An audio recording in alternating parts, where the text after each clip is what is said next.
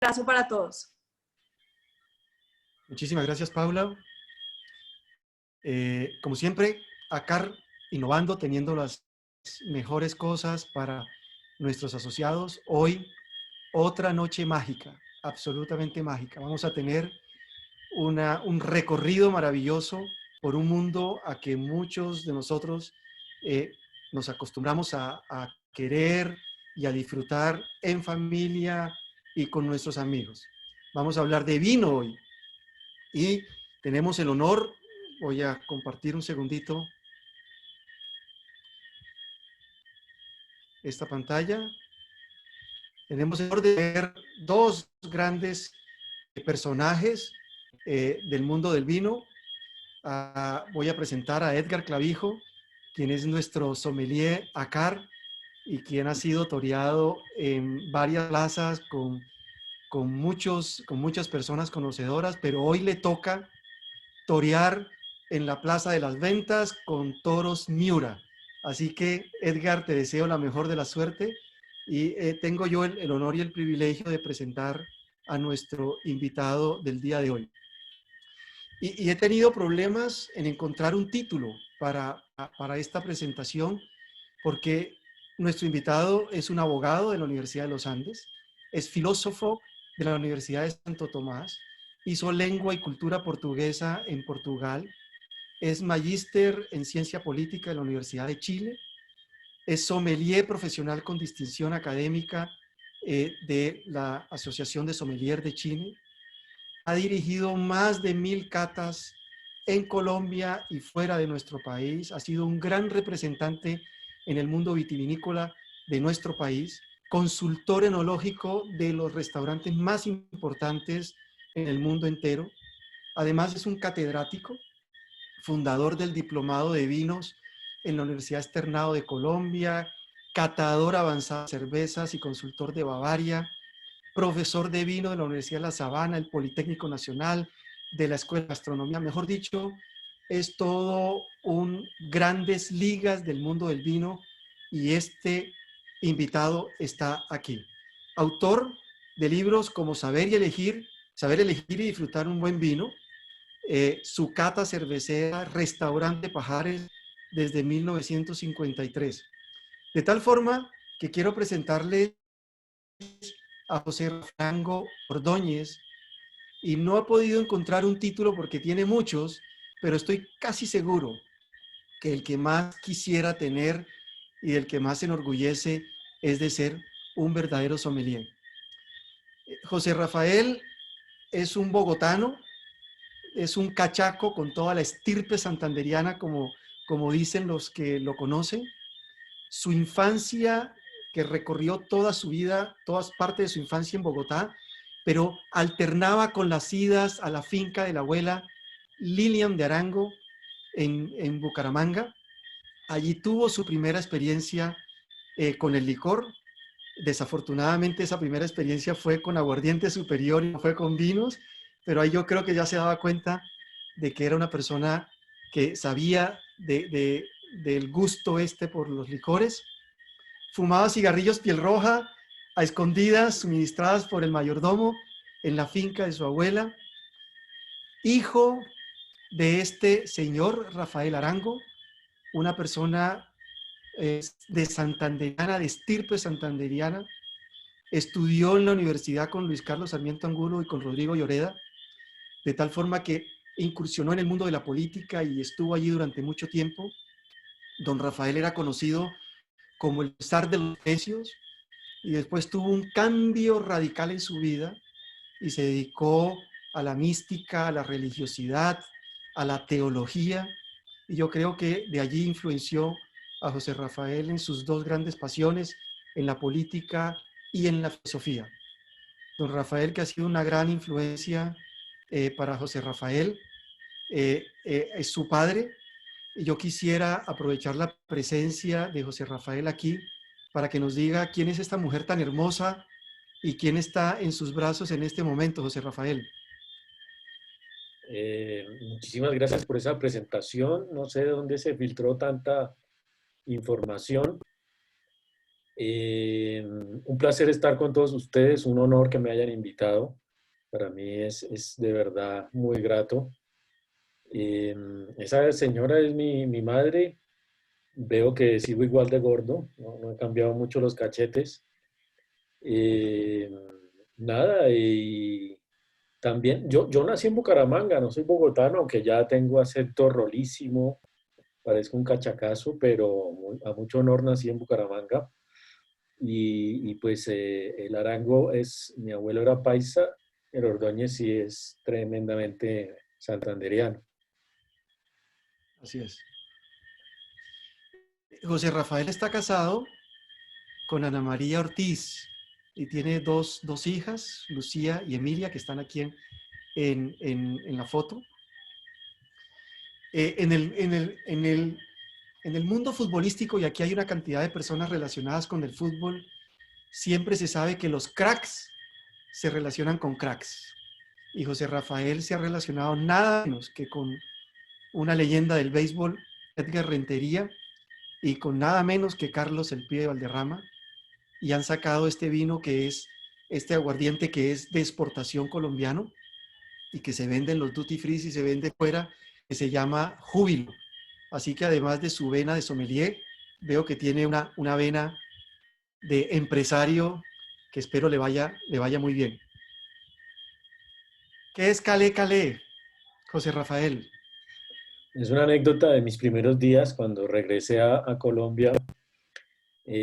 Yo fundé el Diplomado de Vinos del Externado y tuve, de una vez valga la cuña, yo he sobrevivido del vino gracias a ustedes aquí presentes, al gremio médico, porque sin duda alguna la gente que más disfruta el vino y los buenos licores o a nivel profesiones, de lejos son los médicos. Por ahí, segundo puesto muy lejos, los ingenieros y los abogados son desastrosos. Y tenía un buen médico, amigo, alumno de esta promoción en el externado, que es el doctor Carlos Alberto Calle, un connotado cirujano ocular, oncólogo ocular. Y él un día me invitó a su casa para mostrarme cómo descolgaba su cartón de médico y colgaba su cartón de sommelier. Me dijo, no, ahorita a mí el que me interesa es este cartón. Y fue a su cava, tenía un closet donde guardaba sus vinos, y sacó una botella y me la enseñó así, y yo no entendía, ¿no? Yo decía, pues, ¿y esto qué es? Entonces yo leía como calle, calle, y yo, ¿será un vino francés? ¿O quién sabe qué será? Yo le dije, un calé, calé. Dijo, no, ese es el vino mío y ahí dices calle, calle. Ah, caray, uno de mis múltiples fiascos, porque si hay algo difícil en este mundo es la cata de vinos, y la cata a ciegas ni hablar. Por ahí dicen que la cata ciega se hace de rodillas porque, adivin, ese cuento de que esto es un Chateau Lafite 68, olvídense.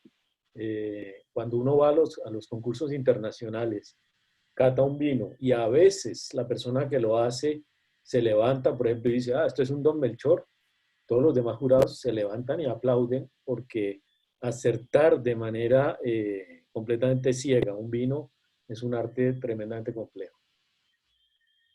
Le puedo asegurar, José Rafael, que aquí entre los que estamos participando hay más de 100 que podemos colgar el cartón de médicos y poner uno de sommelier encima y estaríamos encantados de la vida.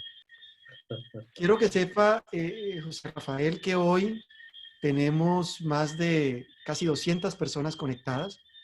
Todos han mandado sus vinos, los que nos estamos tomando el día de hoy.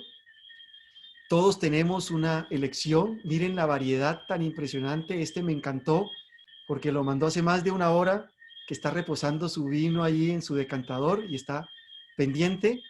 Y todo el mundo está acompañando esto con buena mesa, con la familia y con una expectativa enorme por oír a usted y por supuesto a nuestro gran Edgar Clavijo, que es nuestro más representante sommelier de ACAR. Como siempre, ACAR bien hecho. Creemos que esta noche va a ser fantástica. No me quiero extender más y quiero darle la palabra a nuestro sommelier Edgar. Edgar, bienvenido. Bienvenido, Edgar. Buenas noches para todos. Sommelier, no, completamente aficionado. Afortunadamente José Rafael ya sabe cómo es la historia, pero voy a compartir la pantalla. Perdón un segundo. Ay, 2 segundos, ya les comparto esto.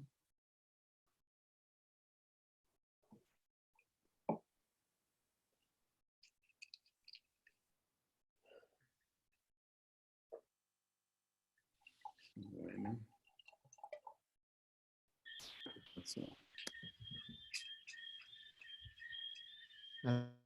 Natalia, quisiera saber si Juan José está por ahí. Ahí Sí, él están. se encuentra acá. ¿Están viendo mi pantalla? Sí. Sí. Sí, perfecto. Bueno. No, Edgar, yo veo un fondo blanco. Los demás. Paulo, tú la estás viendo, Paulo. Fondo José blanco. Rafael. Veo un ¿Sí fondo la ves? blanco. No, presentación no veo. Si quieres, José sálgase, Edgar, y Rafael. vuelve a meter. Yo quiero darle una pequeña sorpresa a José Rafael. ¿Estará por ahí Juan José Arango? ¿Le podemos dar micrófono? Ya lo busco a ver si lo encuentro acá fácil. Juan José. Aquí está. José Rafael, ahí está su tío, por favor. Hola, tío, qué gusto verlo. Qué bueno, qué bueno, qué bueno verte, muchacho. Qué presentación tan macha la que te hicieron, te felicito. Muchas gracias, Pablo, por invitarme a esta reunión de médicos, aunque yo no esté en el gremio, pero me encanta verlos a ustedes, a ti y a todos, y a José Rafael también.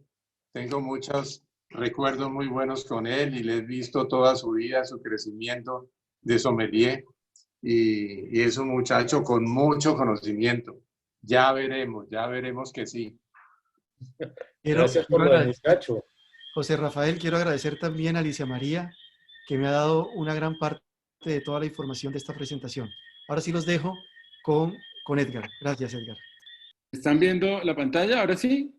Sí, perfecto, Edgar.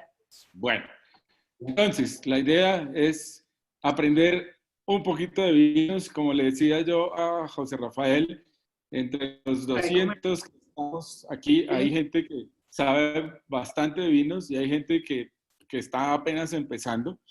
La idea es que yo arranco con algo muy básico y José Rafael obviamente nos va a estar apoyando, aportando todo su conocimiento.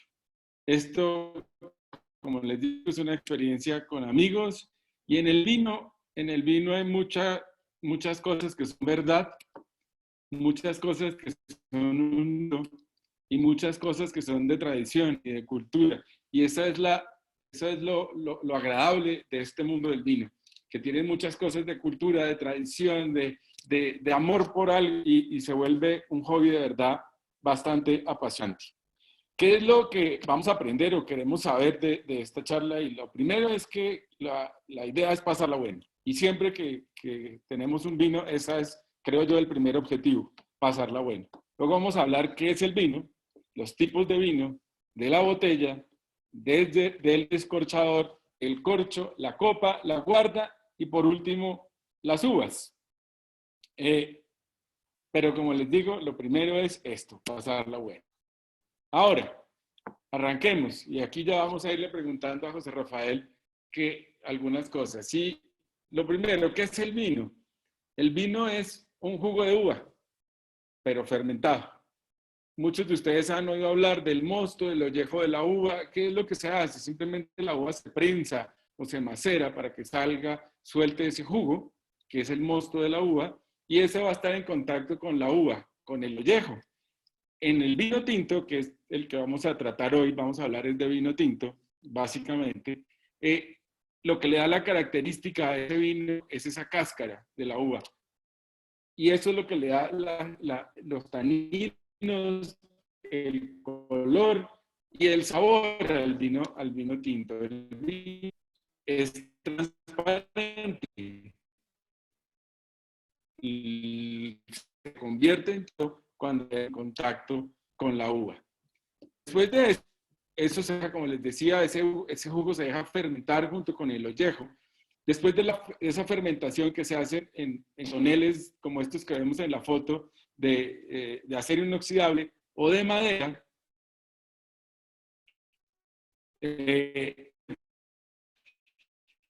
estas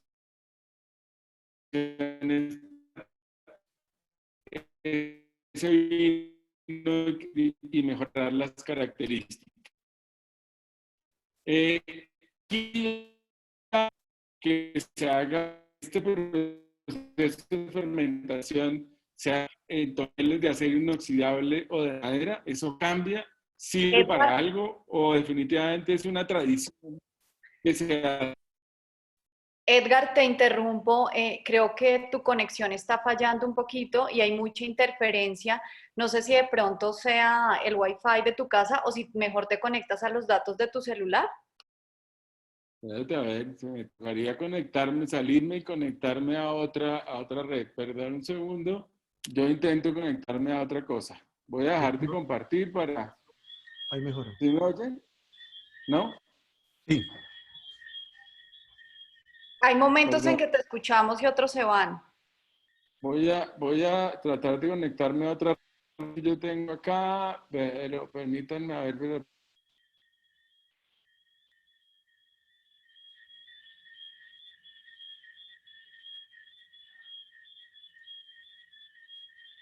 Bueno, ¿qué tal ahí? ¿Ya mejor? Mucho mejor, mucho ¿Habla? mejor, mucho mejor. Súper, sí, Conecta. mejor. Entonces, voy a compartir nuevamente la pantalla. Mientras sucede eso, quiero dar un reconocimiento formal a Diego Martínez Villalba, que a través de él es que tenemos a este personaje tan importante en el mundo vitivinícola. 2 segundos, permítanme un segundo. Ya lo había corregido. Diego, muchas gracias. Así es, Diego. Muchas gracias. Bueno, permítanme un segundo. Nuevamente. Ok, bueno, ya ahora sí vamos a compartir la pantalla. Entonces, ya estamos viendo la... Sí, perfecto. Ahí estás. Entonces, como les decía, ese jugo de uva se fermenta y esa fermentación se hace en tanques de acero inoxidable o en tanques grandes de roble. Y la pregunta para José Rafael es, ¿tiene alguna importancia hacer esa fermentación en acero inoxidable o en roble, o el roble ya es solo una de las tradiciones que se tiene del vino? Sí, Edgar. No, lo que pasa es que eso que ven ahí se llaman fudres, que van desde los más o menos 1000 hasta los 10.000, 20.000, 50.000 litros. Recordemos que ya ese tipo de piezas casi no se encuentran. Un árbol de roble para ser cortado, de roble americano o francés, necesita más o menos 120 años. A partir de los 100 años el roble es impermeable. Entonces cada vez pues son piezas más escasas y hay muy poquita gente dedicada a la elaboración de estos fudres. Además el control de temperatura, el aseo, tiene una serie de dificultades técnicas que se destinan solo para grandes vinos. Entonces yo diría que el 90-95% del vino del mundo nace en acero inoxidable. Solo algunos privilegiados todavía nacen en los fudres. De acuerdo. Muchas gracias. De acuerdo. Entonces se hacen estas dos fermentaciones, como les decía, la primera fermentación es la segunda, que es la maloláctica, y de ahí el vino ya pasa a maduración. Aquí vemos que, si no estoy mal, esta bodega es Montes de Alfa, si no estoy mal. Creo que tú la debes conocer bien. Ahí lo que vemos es la modelo, súper churra. La modelo también la tengo en proceso de maduración, es mi señora. Es un espacio precioso, además siempre está con canto gregoriano, constantemente. De acuerdo, esta bodega tienen los vinos lo que dice José Rafael, tienen música permanente, cantos gregorianos, porque dicen que eso le aporta características al vino, porque hace que madure de una manera tranquila, y le tienen música permanentemente. Y ahí viene la otra pregunta. ¿Todo esto puede influir, José Rafael? Sí, yo he aprendido que en materia de vinos todo influye. Alguna vez yo le preguntaba, justamente creo que fue Aurelio Montes, padre, ahora está padre e hijo en la misma bodega, me preguntaba, por ejemplo, sobre la recolección de uva nocturna, que pues es un hecho bien difícil, tratar de recoger la uva a temperaturas frescas.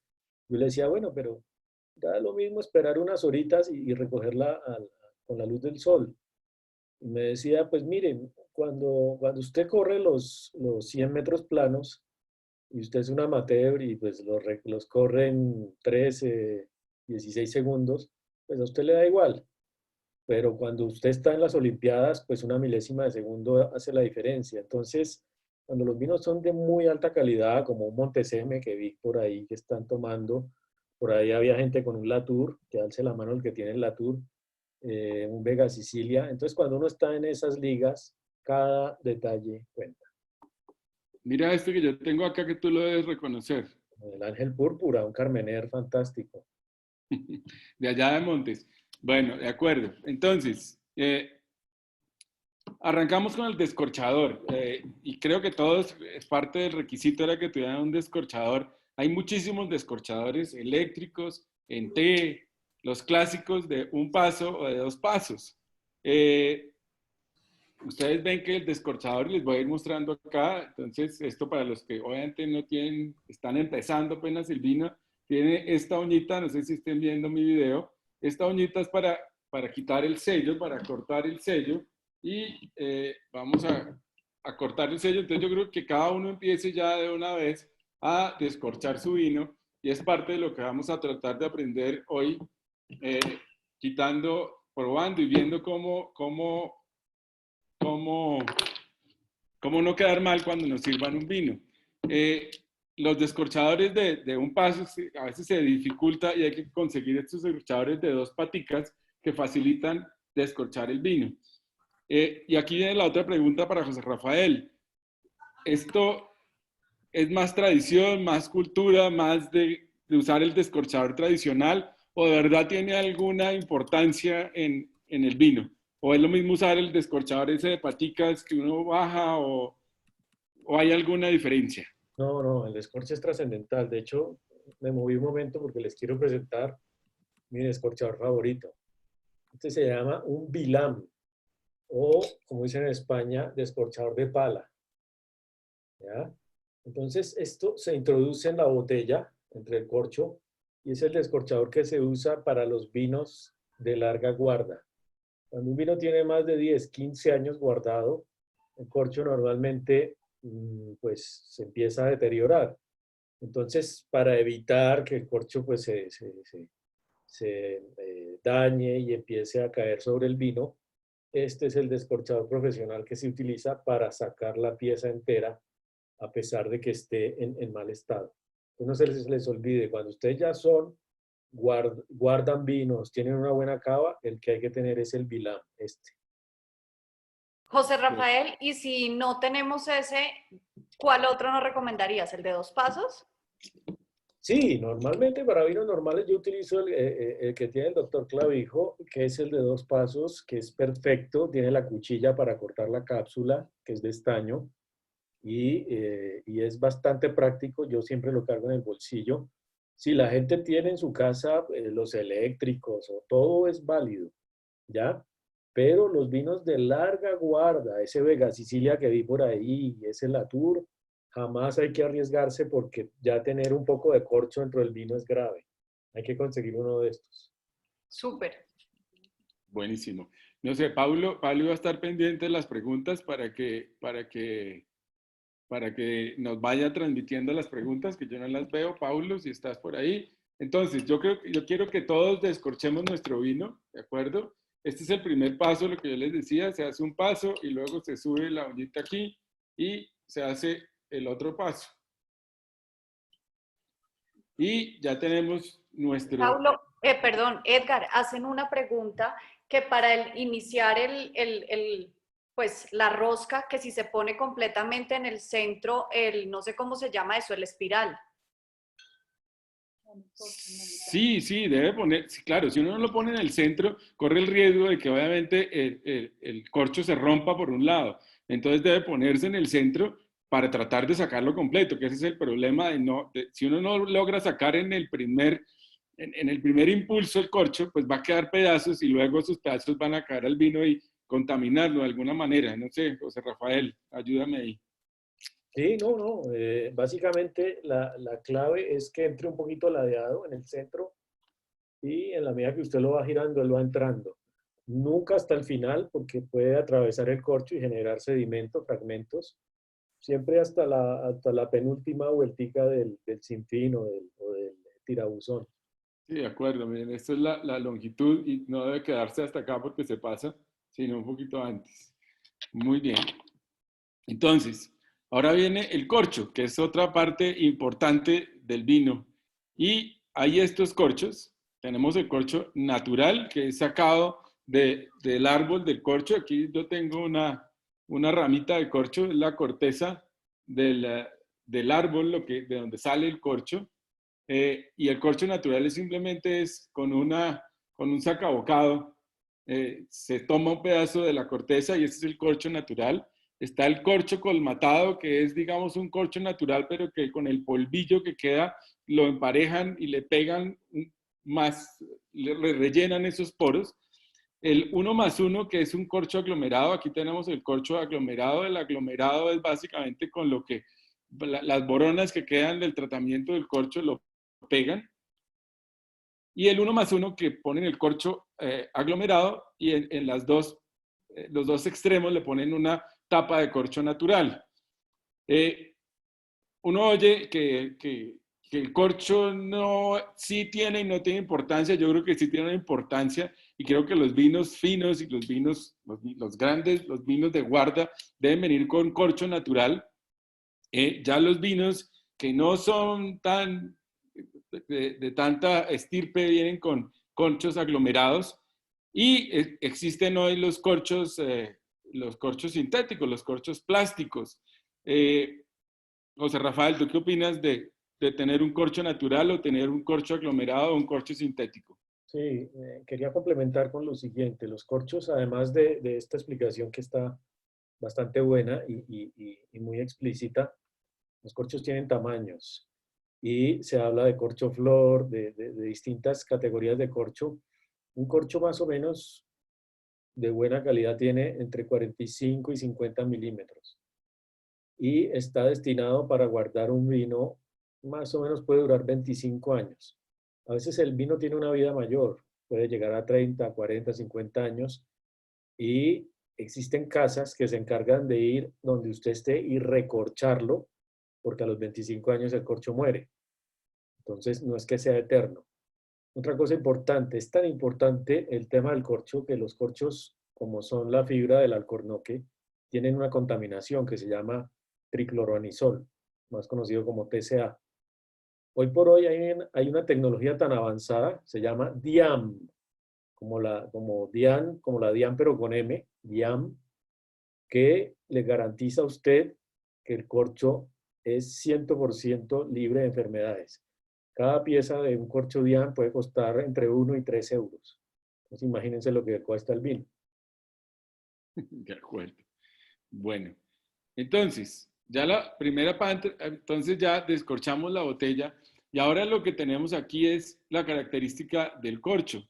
Cuando uno está en un restaurante, lo primero que hace el maître, le pasa a uno el corcho y uno no sabe qué hacer con ese corcho. Lo primero que uno hacer es ver el corcho y mirar que el vino no se haya sobrepasado más de la mitad del corcho. Vemos aquí que este corcho tiene hasta aquí está llegando el vino, pero si llegara a sobrepasar la mitad del corcho es porque ese vino posiblemente ya se aireó o le entró oxígeno y puede en algún momento estar empezando a malograrse el vino. La otra es el tacto, tocar el corcho y que esté untado de vino, eso quiere decir que el vino que le sirvieron ha estado adecuadamente guardado. Si el corcho está seco por ambos lados, o sea, si está seco por el lado del vino, es porque muy posiblemente ese vino estuvo parado mucho tiempo y es posible que ese vino le haya entrado oxígeno porque el corcho se agrietó. El corcho tiene que mantenerse húmedo para que no se agriete.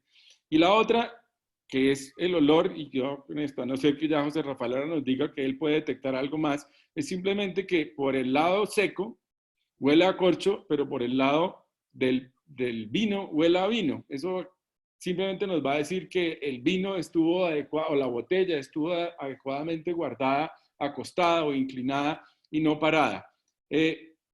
José Rafael, ¿alguna otra cosa que nos digas del... Quisiera, Edgar, complementar porque el chat está caliente. Sí. Corcho versus corcho sintético versus tapa rosca. Eso es un mito. El alcornoque está en extinción. ¿Será que la tendencia será que solamente los vinos de guarda solamente con corcho? ¿Cambia el vino con el corcho que tenga o una tapa? Rafael. Bien, La tapa no es mala, pero dejemos a José Rafael que nos conteste, por favor. no, miren, hay un tema. Yo les dije, el alcornoque es susceptible de enfermedades. La principal se llama el TCA, tricloranisol. Y entre el 2 y 5% de botellas del planeta Tierra están contaminadas de TCA, no importa la marca. Puede ser Chateau Latour y puede estar contaminado. Entonces, pues eso es un peligro.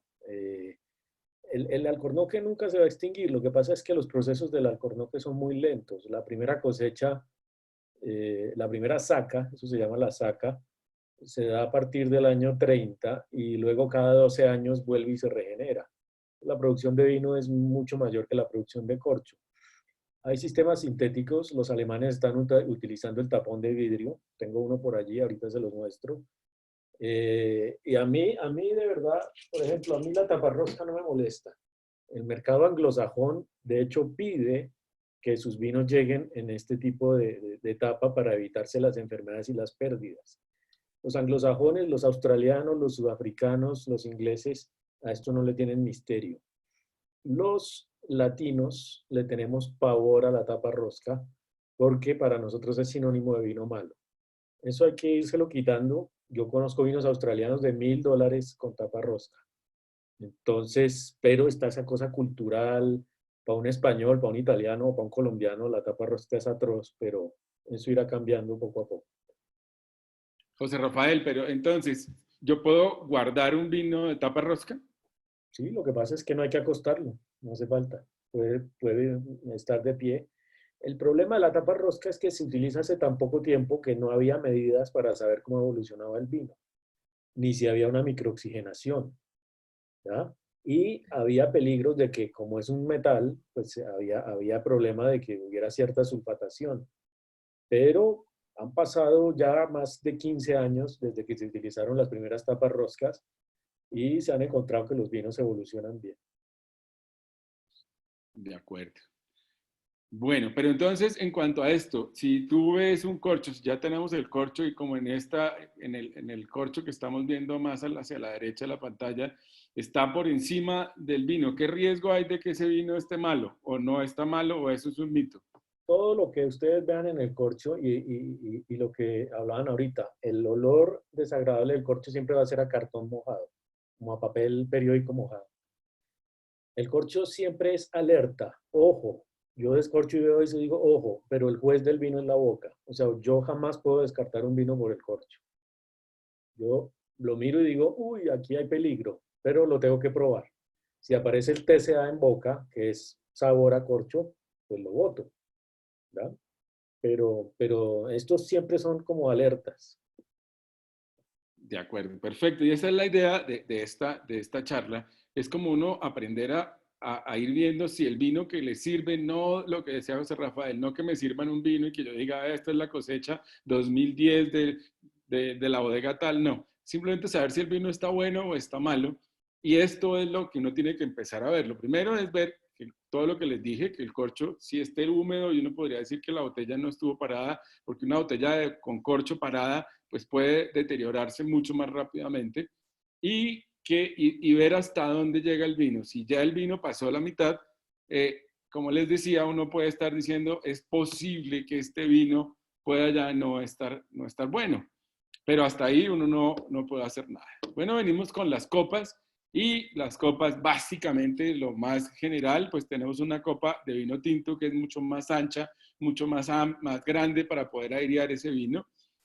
Una copa de vino blanco que es una copa más pequeña, ya que el vino blanco pues no necesita tanta aireación, y los vinos blancos no se guardan tanto como los tintos en general, porque hay vinos blancos que son de guarda.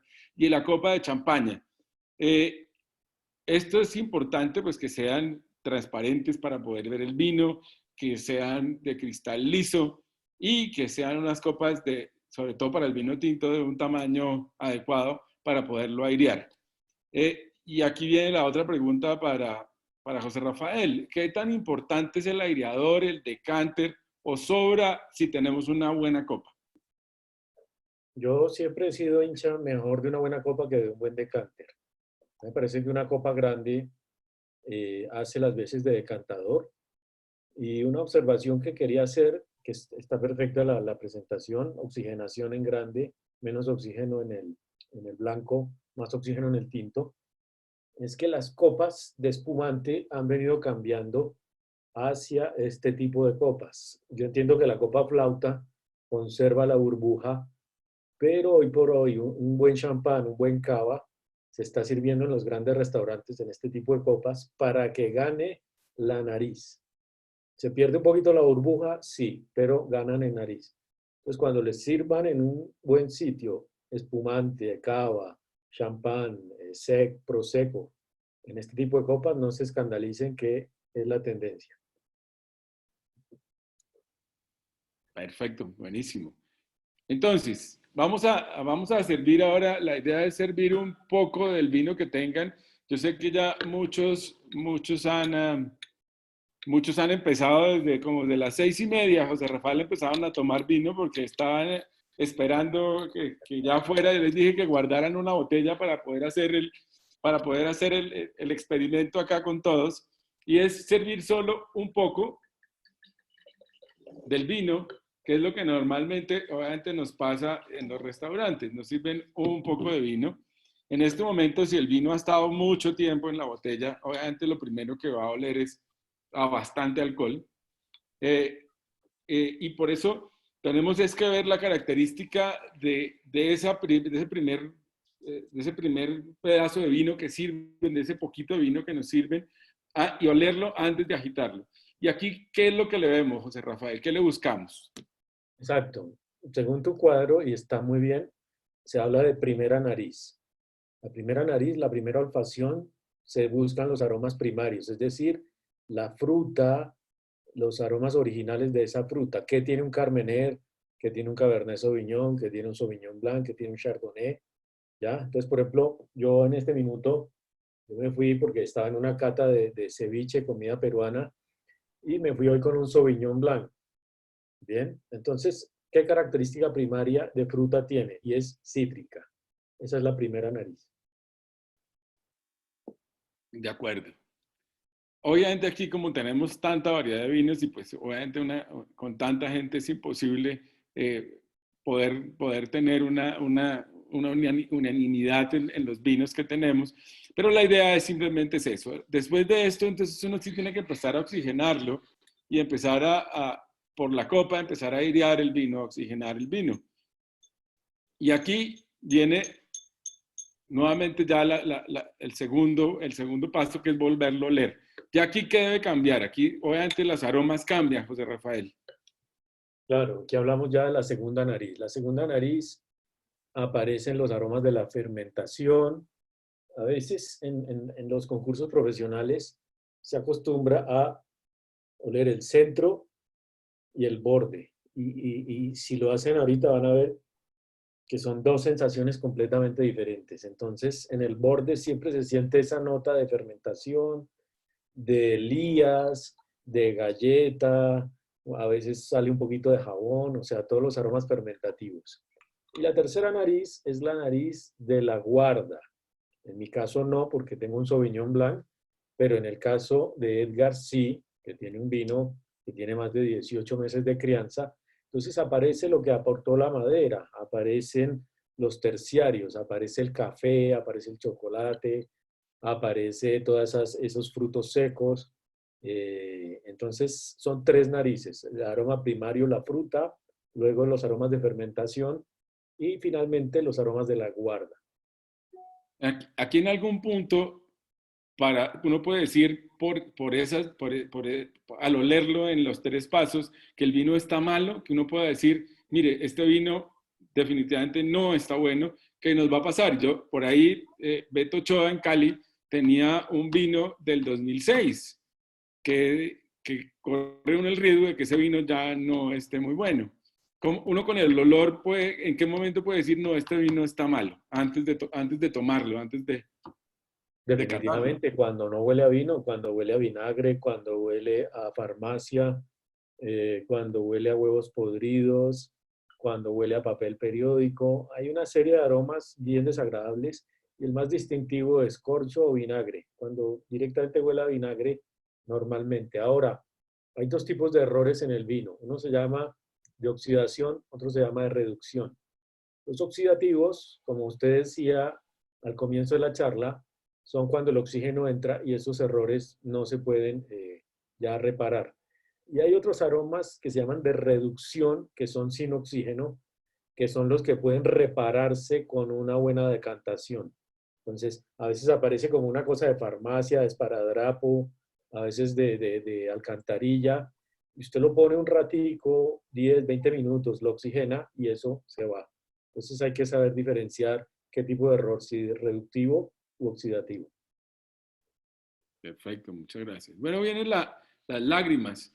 Las lágrimas es simplemente, esto se conoce también como efecto Marangoni, y es que como el vino tiene agua y alcohol, de hecho es una solución hidroalcohólica, obviamente esa diferencia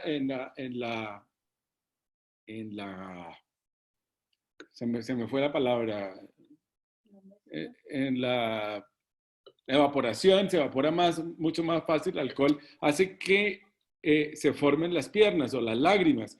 Y las lágrimas lo único que significan es que el vino tiene alcohol. De hecho, si cogiéramos una copa con aguardiente y hiciéramos lo mismo, el aguardiente también tiene lágrimas. Las lágrimas no son sinónimo de buen vino o de mal vino, pero que un vino no tenga lágrimas es un vino que posiblemente sí está dañado porque perdió todo su alcohol. ¿Qué opinas tú de esto, José Rafael? Me llama la atención que en este foro hablen de lágrimas y no de piernas, pero bueno, sí, sería más indicado piernas. De acuerdo. No, es lo que tú dices perfectamente. Más lenta caen, mayor cantidad de alcohol, y en la medida que cae más rápido, menor cantidad de alcohol. Si esto le pasa, por ejemplo, a un buen Pinot Noir que tiene poco alcohol, no pasa nada. Si esto le pasa a un buen Tanat uruguayo que tiene mucho alcohol, pues está bien, pero no es indicativo de calidad, sino de alcohol. Pero si un vino ese vino que tiene Beto Ochoa en Cali, y lo guardó mal, no digo que Beto lo haya guardado mal, pero que lo guardó parado y posiblemente todo su alcohol perdió, ¿va a tener piernas? ¿Posiblemente ya no tiene piernas o siempre va a tener piernas? No, siempre va a tener piernas. Digamos, lo que pasa es que ahí visualmente no va a ser tan importante la calidad del vino como en otro factor, como en el aromático y gustativo. ¿Bien? De acuerdo. Pero entonces no se vuelve un indicador, las piernas no se vuelven un indicador de que el vino esté bueno o esté malo. No, es indicador de alcohol, si tiene mucho o poquito. De acuerdo. Bueno, y aquí yo creo que ya podemos, cada uno que tiene su vino, pues entonces ahora sí ya entrar al tercer paso, que es probar ese vino. Bueno, salud. Salud, salud, José Rafael. Este vino está buenísimo.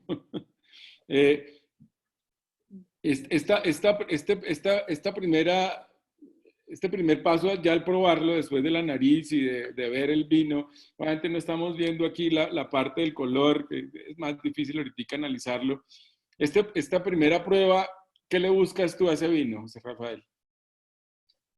Cuando entra en boca, eh, pues la idea es que entre en contacto con todas las papilas gustativas. Normalmente, la entrada del vino en boca primero va a ser dulce, luego va a atravesar la boca, aparece la acidez. Por ejemplo, en el vino que yo estoy tomando, pues la acidez es muy alta. Entre otras, recuerden que mañana es el día del Sauvignon Blanc. No es el día de trabajo, sino el día del Sauvignon Blanc mundial.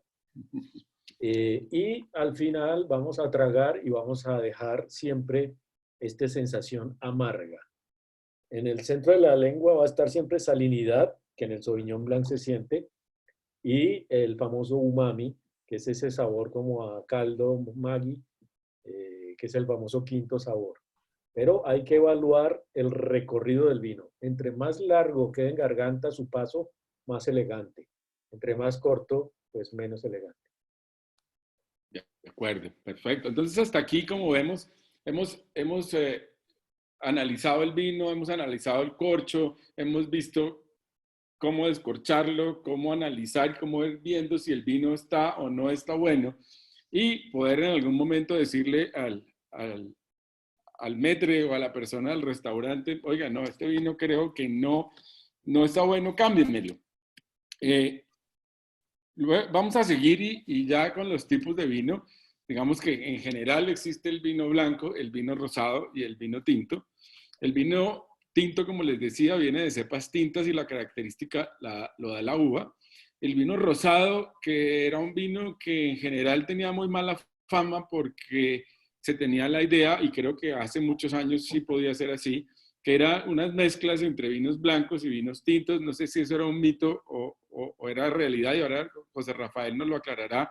Hoy en día los vinos rosados son vinos de cepas tintas, sino que simplemente los dejan un tiempo menor en contacto con el ollejo, y eso hace que no cojan esa característica tinta que tiene el vino tinto. Y el vino blanco, que obviamente viene de uvas blancas, aunque a veces hay blancos que pueden ser de tintas que no lo dejan en contacto con el ollejo, pero en general obviamente los blancos son de uvas blancas. Y aquí, José Rafael, ¿qué opinión tienes tú de los vinos rosados? Porque son unos vinos que para mucha gente son vinos de mala calidad o vinos señoriteros. ¿Tú qué piensas de eso? Yo siempre he hecho un chiste y digo que el rosado, la gente le tenía miedo por culpa de Horacio Serpa, no para meterme a política, sino por el famoso dicho de que no es ni chicha ni limonada. Sí. Entonces la gente pensaba que no era nada. Ese efectivamente está muy bien descrito. El tema del rosado es una maceración corta, es decir, mosto con ollejos en un periodo de 8 a 12 horas, muy cortito. Hay un sitio en el mundo donde el rosado se hace mezclando blancos y tintos. Ese sitio se llama Champaña. Y es la unión, cuando uno tiene un champán rosado, rosé, es la mezcla de vinos tintos, Pinot Noir, Meunier, con Chardonnay. Es decir, esa mezcla de blancos y tintos, lo que es elegantísima. Cuando eso sucede, es impresionante. Pero, digamos, esa es la excepción a la regla. Lo normal es maceración corta. El vino rosado cada día se vende más. Hoy por hoy, la ciudad que más vino rosado toma se llama Medellín, en Colombia. Y es el vino del estío, del verano. O sea, cuando hay una estación, cuando en Europa uno está en verano, lo que se toma es rosado.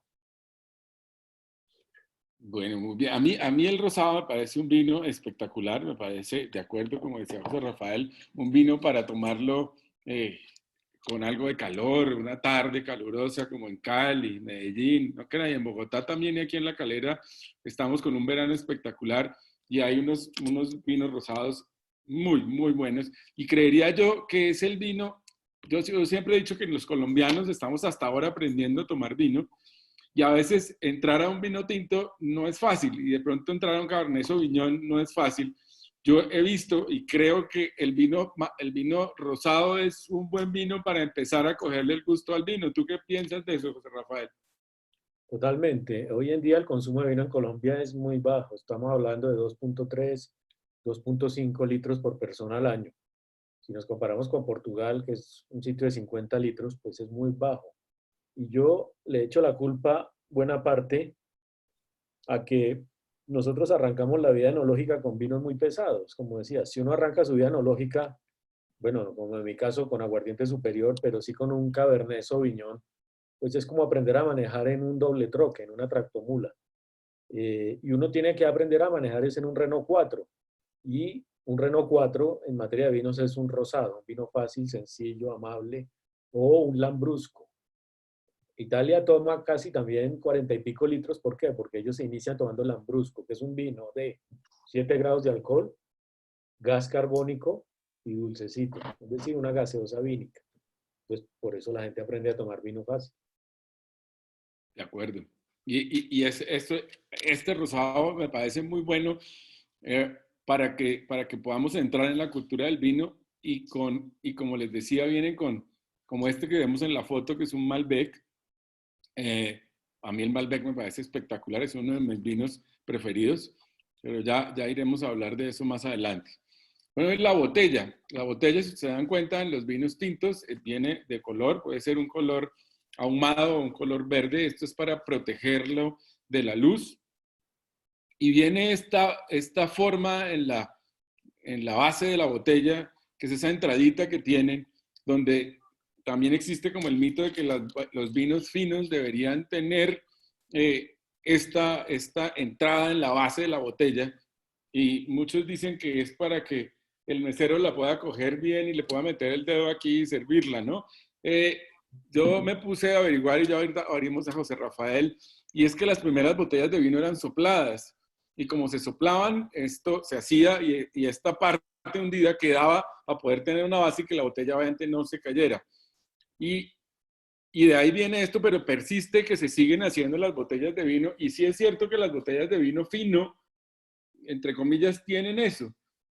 Por ahí en las fotos que Pablo no puso, pues, tenían un vino, un Sansón, que por ahí lo pusieron, pero no sé quién lo estará tomando. Hay que sacarlo del chat, hay que sacarlo del chat. Entonces... No fui capaz de poner la botella, no fui capaz. Pero por ahí alguien nos mandó un Sansón. Las botellas, eso ha seguido y se ha sido en la tradición. Esto, y es la pregunta para ti, ¿esto sigue siendo un mito o de verdad tiene alguna utilidad que el fondo de la botella tenga esa entrada? Esa concavidad tiene un nombre técnico, se llama la picada de la botella. Y Picada. efectivamente, inicialmente fue por esto. Hoy por hoy se utiliza como marketing. Utilizaron que la picada entre más honda, el vino es más fino, pero si ustedes ven una botella de Margaux, de Lafite, de Latour, es una botella muy sencilla donde la picada es prácticamente la de un vino normal. Cuando vean eso muy hondo es puro marketing. Eso se utiliza para una sencilla razón. Es un tema de física. Las botellas se apilan sobre estivas y se apilan unas sobre otras.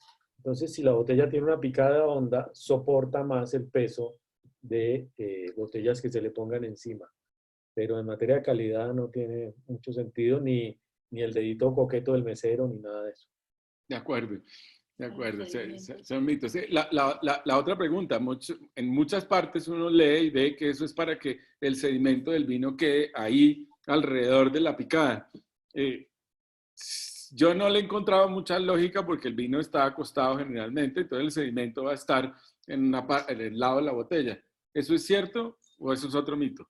No, sí, también sirve un poco para que obviamente cuando la botella es de larga guarda hay sedimentación, hay solidificación. Y pues la idea también es que no se pegue mucho al culo de la botella, pero pues el sentido real es para poder apilar mayor número de botellas. De acuerdo, perfecto. Entonces continuemos. Ahora viene la clasificación de los vinos con respecto al añejamiento, y esto pues hay 3 países que tienen digamos, esta característica de denominación de origen o los más conocidos, que son Francia, Italia y España, pero tal vez es España la que le ha dado esa caracterización, o la que más conocemos nosotros en Latinoamérica, que es el crianza, el reserva y el gran reserva. Que en Latinoamérica eso se da, digamos que al azar o dependiendo de cada de cada bodega le puede poner reserva o gran reserva a sus vinos sin una unificación de los criterios como por ejemplo en España. Y es como, estas son las características españolas para que puedan ser llamado un vino crianza o reserva, y es porque el instituto que es el que le da la denominación de origen, se me olvidó indicar el nombre, ahorita José Rafael me lo acordará, pero es una institución, el Consejo Regulador, de acuerdo, le da y exige que cada bodega cumpla con las características y va, y eso es como una FDA o como un INVIMA para que lo entendamos, y el INVIMA va y les dice, ustedes déjenme ver cuánto tiempo estuvo, para que sea crianza debe tener 6 meses en barrica y 2 años en botella, el reserva 1 año en barrica y 3 en botella, y el gran reserva 2 años en barrica y 3 en botella. Si cumplen con esas características, como ven aquí en la foto, este Rioja, que el sellito que le da el Consejo Regulador se le puede poner a la botella. Si no cumplen con esto, pues el Consejo Regulador no le va a dar este sellito y no pueden sacar vinos con la característica, en este caso, de Rioja. ¿Cómo ves tú eso en Latinoamérica? Porque en Latinoamérica eso no está muy desordenado y a veces uno piensa que un gran reserva es un vinazo, y resulta que es que una bodega X, le dio por ponerle a todos sus vinos gran reserva. ¿Cómo identificamos eso en los vinos latinoamericanos? Sí, desafortunadamente en Chile, Argentina y en general América Latina, Australia incluso, esa nomenclatura es un desastre y uno se puede encontrar un gran reserva privada del rey y ser un vino de caja. Entonces, pues creo que, como decían, la nomenclatura más clara es la española, y desafortunadamente Chile, Argentina, esos términos gran reserva y esto hay que ponerlos entre paréntesis, y básicamente casi toca regirse por un tema de precios. Las botellas caras pues son las buenas, pero esas indicaciones no siempre son las más fiables, digamos, en los vinos de esta parte del mundo. De acuerdo, entonces todos los que ustedes, pues yo vi en las fotos que empezaron a mandar, como te decía José Rafael, desde temprano estaban mandando las fotos de sus botellas, y hay varios que tienen vinos españoles, y el que tenía el Vega Sicilia era tu primo Diego Martínez, que no sé si lo sacó solo para chicanear o si de verdad se lo está tomando. Yo creo que era para chicanear nomás, yo creo que lo tiene guardado ahí hace como 10 años y lo saca para la foto y vuelve y lo guarda. Estoy seguro que lo está tomando. No, yo creo que sí se lo está tomando. Ahora le damos pantalla a Diego Martínez a ver si se lo tomó. Y entonces, es cuando uno tiene un gran reserva, que es un vino que obviamente lleva guardado 5 años antes de salir a la venta, y es otra de las cosas que tenemos que mirar. O sea, ¿cómo sabe uno que un vino, o sea, si me ponen un gran reserva hoy, cosecha 2018, pues es mentira, no puede haber un gran reserva en el mercado 2018 porque tiene que haber estado 5 años en la bodega guardado. El reserva es eso, y eso es otra de las cosas que uno tiene que mirar en el momento de ver la botella. Yo sé que si el reserva tiene 4 años en la botella, o no en la botella, guardado en su bodega, lo que está saliendo hoy es más o menos lo del 2016. O sea, la cosecha del 2016 de un reserva está saliendo al mercado hoy. Y es otra cosa que tenemos que ver en el supermercado. Cuando hablamos de vinos españoles, obviamente, no de vinos latinoamericanos. Y esto, pues, como vamos a ver más adelante y le vamos a preguntar a José Rafael, hay que tenerlo en cuenta también para la guarda. A ver si lo podemos guardar un tiempo. ¿Y qué es esto? Guarda es, como su nombre lo dice, poder guardar un vino. Un vino de guarda es un vino que se puede guardar un tiempo sin que pierda las características. Y es esto. Los vinos de guarda deben tener algo de madera. Los vinos de guarda deben haber pasado por madera para poderlos guardar. No quiere decir que los vinos que no tengan madera sean vinos malos, pero son vinos jóvenes. Y pues cuando se da uno cuenta que el vino tiene madera, cuando tiene esos olores como a tabaco, cuero, chocolate o madera, que huele a madera. Este es un vino que pasó por alguna barrica. Y esta es la otra pregunta para José Rafael. ¿Es buena idea comprar un crianza y ponerlo que tiene poco tiempo de barrica y tenerlo en la botella bien guardado uno en una cavita o en su casa? ¿Ese vino mejora ese crianza que solo lleva 6 meses en barrica, si yo lo guardo, ¿se me puede acercar en algún momento a hacer un reserva o nunca va a pasar eso o de pronto sí mejora? Todos los vinos tienen digamos, un sistema de campana en su vida, es decir, nacen, evolucionan y mueren, todos, hasta el Vega Sicilia más encumbrado. Ahora, todos tienen diferentes ciclos. El 90% del vino del mundo tiene un ciclo corto, 3, 4 años máximo. Hay honrosas excepciones, vinos de guarda. Un crianza debe ser un vino de 5 o 6 años, más o menos. Un reserva, más o menos 8 o 10 años, y un gran reserva, 15, a veces hasta 20 años. Una cosa importante, ojo, lo que permite que un vino sea de guarda no es la barrica, lo que permite que un vino sea de guarda es su acidez. El vino más antiguo que se ha catado en la era moderna es un Riesling alemán de 1680. Entonces, y no fue por la barrica, es esa gran acidez que tienen los vinos. La madera ayuda, el alcohol ayuda, obviamente, todo eso es importante, pero la madera no es, digamos, aquí existen grandes vinos en argentinos, chilenos, con mucho tiempo de madera, pero como vienen de un clima un poquito más caliente, no tienen buena acidez y sus guardas no son buenas. Entonces, ojo que el elemento determinante en la guarda es la acidez. De acuerdo, muchas gracias. Perfecto, buenísimo. Buenísimo el aporte. Como decía José Rafael, el vino no se puede guardar por tiempo indefinido, pero porque el vino nace, crece, madura, envejece y muere. Pero hay una cosa que yo digo y he oído es que, claro, el vino cuando se embotella está vivo, a diferencia del whisky o de otros licores que cuando se embotellan están muertos, ya no van a mejorar. ¿Qué tanto puedo esperar que ese vino me mejore, José Rafael? Si yo compro una botella, es una pregunta muy frecuente, yo me compro una botella no tan cara que la pueda guardar, la guardo un tiempito, ¿me mejora? Sí, por eso. Si uno se compra un crianza, más o menos, se lo compró ya, puede en 3, 4 años ver que ha mejorado un poquito. Un reserva a los 7, 8 años va a mejorar, un gran reserva igual. O sea, hay que tener un poquito ya de tacto de qué vino comprar y cuánto puede uno esperar que madure. Ahora, yo imagino que en estos 200 miembros, pues hay de todas las partes de Colombia, y no es lo mismo tener una cava en La Calera que una cava en Cali. Entonces, obviamente la gente que está en un clima cálido necesita métodos artificiales para guardar el vino en buenas condiciones.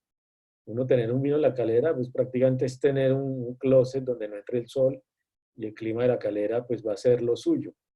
En cambio, una guarda en Barranquilla, en Cali, en Medellín, si no se tienen las precauciones de clima, el vino se va a sobreevolucionar, y ese periodo de vida que podía ser de 10 se puede volver de 5, 4, 3.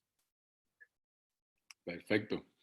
De acuerdo. Entonces, para todos, esa pregunta sí, comprar un vino y guardarlo un tiempo, idealmente bien guardado, eso hace que mejore. ¿Y qué vinos se pueden guardar? Idealmente que sean vinos tintos, que entre más alcohol, mejor para guardarlos, porque no se va a perder ese alcohol. Ya José Rafael me quitó esto que tenía yo aquí, que no importa que tenga corcho ni paso por barrica. Sin embargo, creo que es una de las cosas que puede ayudarle a uno luego a mirar, porque si uno no es experto en vinos, el corcho le sirve a uno para mirar si el vino se pasó o no se pasó de su tiempo. Y la guarda debe estar que tenga más o menos 15 y 18 grados centígrados. José Rafael me contaba, yo tengo aquí una cavita que tal como dice José Rafael, simplemente es ligeramente más deprimida, no le entra luz, no tiene ventanas, y con eso hace que se mantenga perfecto, con una humedad entre el 60 y el 75%, que la luz solar obviamente no le llegue, que sea una luz muy tenue, tampoco es una luz directa, y que tenga las botellas inclinadas. Ahora, yo creo que en Bogotá, mientras uno tenga algún closet medio oculto a la luz, podría guardar vinos. Ya en climas más cálidos y toca tener las neveritas especiales. como decía José Rafael, los vinos, un vino crianza uno lo puede guardar unos 4 años, un reserva unos 8 y un gran reserva unos 10 años. ¿Y qué pasa con ese vino que, por ejemplo, tiene Beto Ochoa, que no sé si por ahí está la foto de Beto Ochoa, que tenía un Rioja del 2006? Habría que mirarlo, no sé cómo le saldría a Beto en Cali un Rioja 2006. ¿Tú qué posibilidades le ves a ese vino, José Rafael? Pero un Rioja 2006, ¿qué crianza, reserva, gran reserva? ¿De qué casa? Se me ¿De olvidó qué la foto. terroir? Para No mí sé la si... teoría es que los vinos que vienen de grandes terroirs tienen mucha capacidad de guarda. Yo tengo guardados Montrachet, es decir, chardonnays franceses de la Borgoña, con muy poquita barrica, vinos de 14, 15 años y están perfectos, y son chardonnay, ojo. Entonces, la teoría del terroir es clave, y los vinos de Rioja son de muy buena guarda. Ahora, si es un Rioja joven, pues ya marcó Calavera hace mucho. Si es un Rioja gran reserva, yo creo que está muy bien todavía. José Rafael, este era el que estaba preguntando Edgar, no sé si lo alcances a ver ahí. ¿Dónde? La luz tal vez no da. No, es que aquí está, me lo mandó ahorita Beto. No sé Y si lo alcanzas a ver. Yo veo aquí... Carve, No, mira, ahí lo está mostrando. Ahí lo estoy mostrando en el que dice Acar Colombia. léeme, ¿qué dice la etiqueta? Dice Isarbe, Gran Reserva 2006. De esta reserva familiar se ha seleccionado 30.000 botellas, producción limitada. Yo creo que eso está impecable, pero pues tampoco le dé mucho más. De acuerdo. Sí, es un Isarbe Gran Reserva 2006. Que lo mismo le decía yo a Beto, todo depende cómo lo haya guardado, pero toca tomárselo ya. Espero que lo haya destapado hoy y que nos cuente ahora más adelante cómo lo encontró. No sé, aquí yo tenía un intermedio y es para oír las preguntas. Yo veo aquí que en el chat hay 136 anotaciones. No sé si Pablo está por ahí y nos quiere ver las preguntas. Voy a ver las preguntas. Aquí hay muchas preguntas, el chat está muy activo. José Rafael, un vino que se esté guardando en tapa rosca, ¿sigue ese proceso de vida o eso lo para? Si tiene capacidad de guarda, el vino tiene la calidad, viene de un excelente terroir, por ejemplo, un buen australiano del viñedo de Terra Rosa y esta taparrosca, yo tengo aquí varios australianos con taparrosca y siguen madurando perfectamente. Normalmente los europeos no lo hacen, no lo practican, pero sudafricanos y australianos sí lo hacen y evolucionan bien. José Rafael, otra pregunta que dicen acá es, ¿cuál creería usted que son los nuevos vinos para descubrir? Uy, Todo el mundo sabe que un Bordeaux, un Medoc es inigualable o un Vega Sicilia, la zona de la Ribera del Duero. Pero si usted quisiera invertir en algo, en un vino nuevo que tenga futuro, ¿en cuál invertiría? pues miren, les voy a dar dos ejemplos. Yo ahorita invertiría en el Cabernet Franc argentino. Me parece que la nueva uva de Argentina se llama Cabernet Franc. Lo está haciendo estupendo. Son vinos de larga guarda. Y normalmente la mayoría de los Cabernet Franc son de alta gama. Entonces yo empezaría a guardar eso. Y recientemente, si me permiten, me acaba de llegar esto.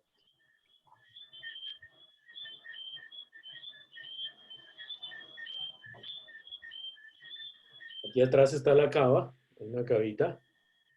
Están llegando vinos de Uruguay.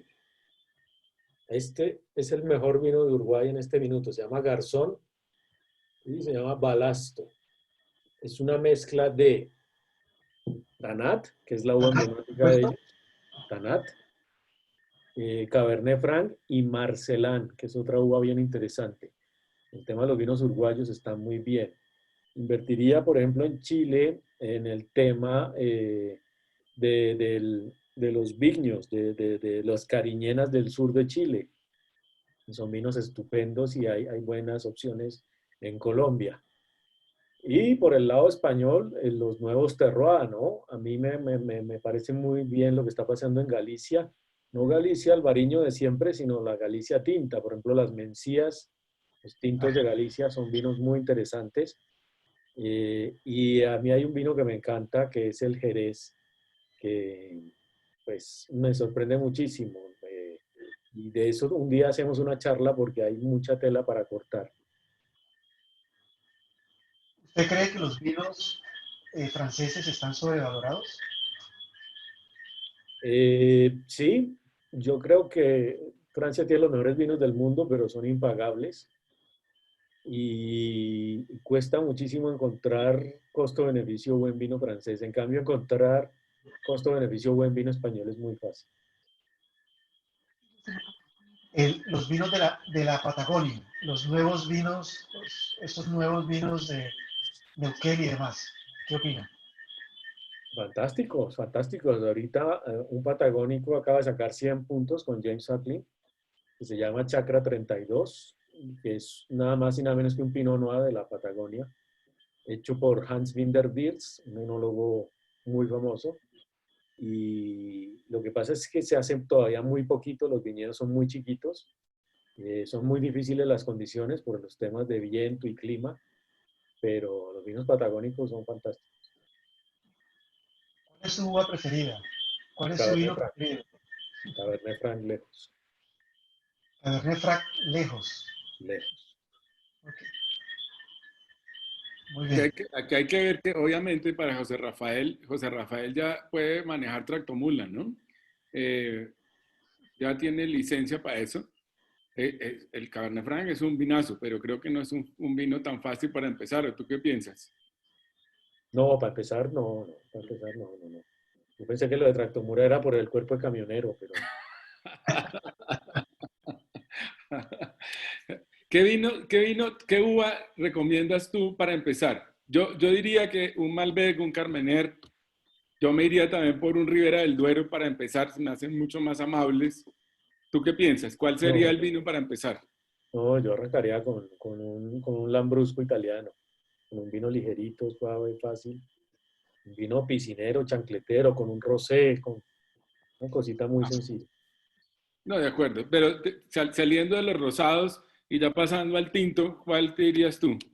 Yo creo que el vino para empezar es el Merlot, es el más señoritero. Perfecto, Okay. perfecto, perfecto. ¿Hay una Bueno, asociación entre guayabo y precio del vino? Absoluto, eso está directamente proporcional, totalmente directamente proporcional. Los buenos vinos no dan guayabo. O le da guayabo a la tarjeta de crédito, pero a uno no. Ok.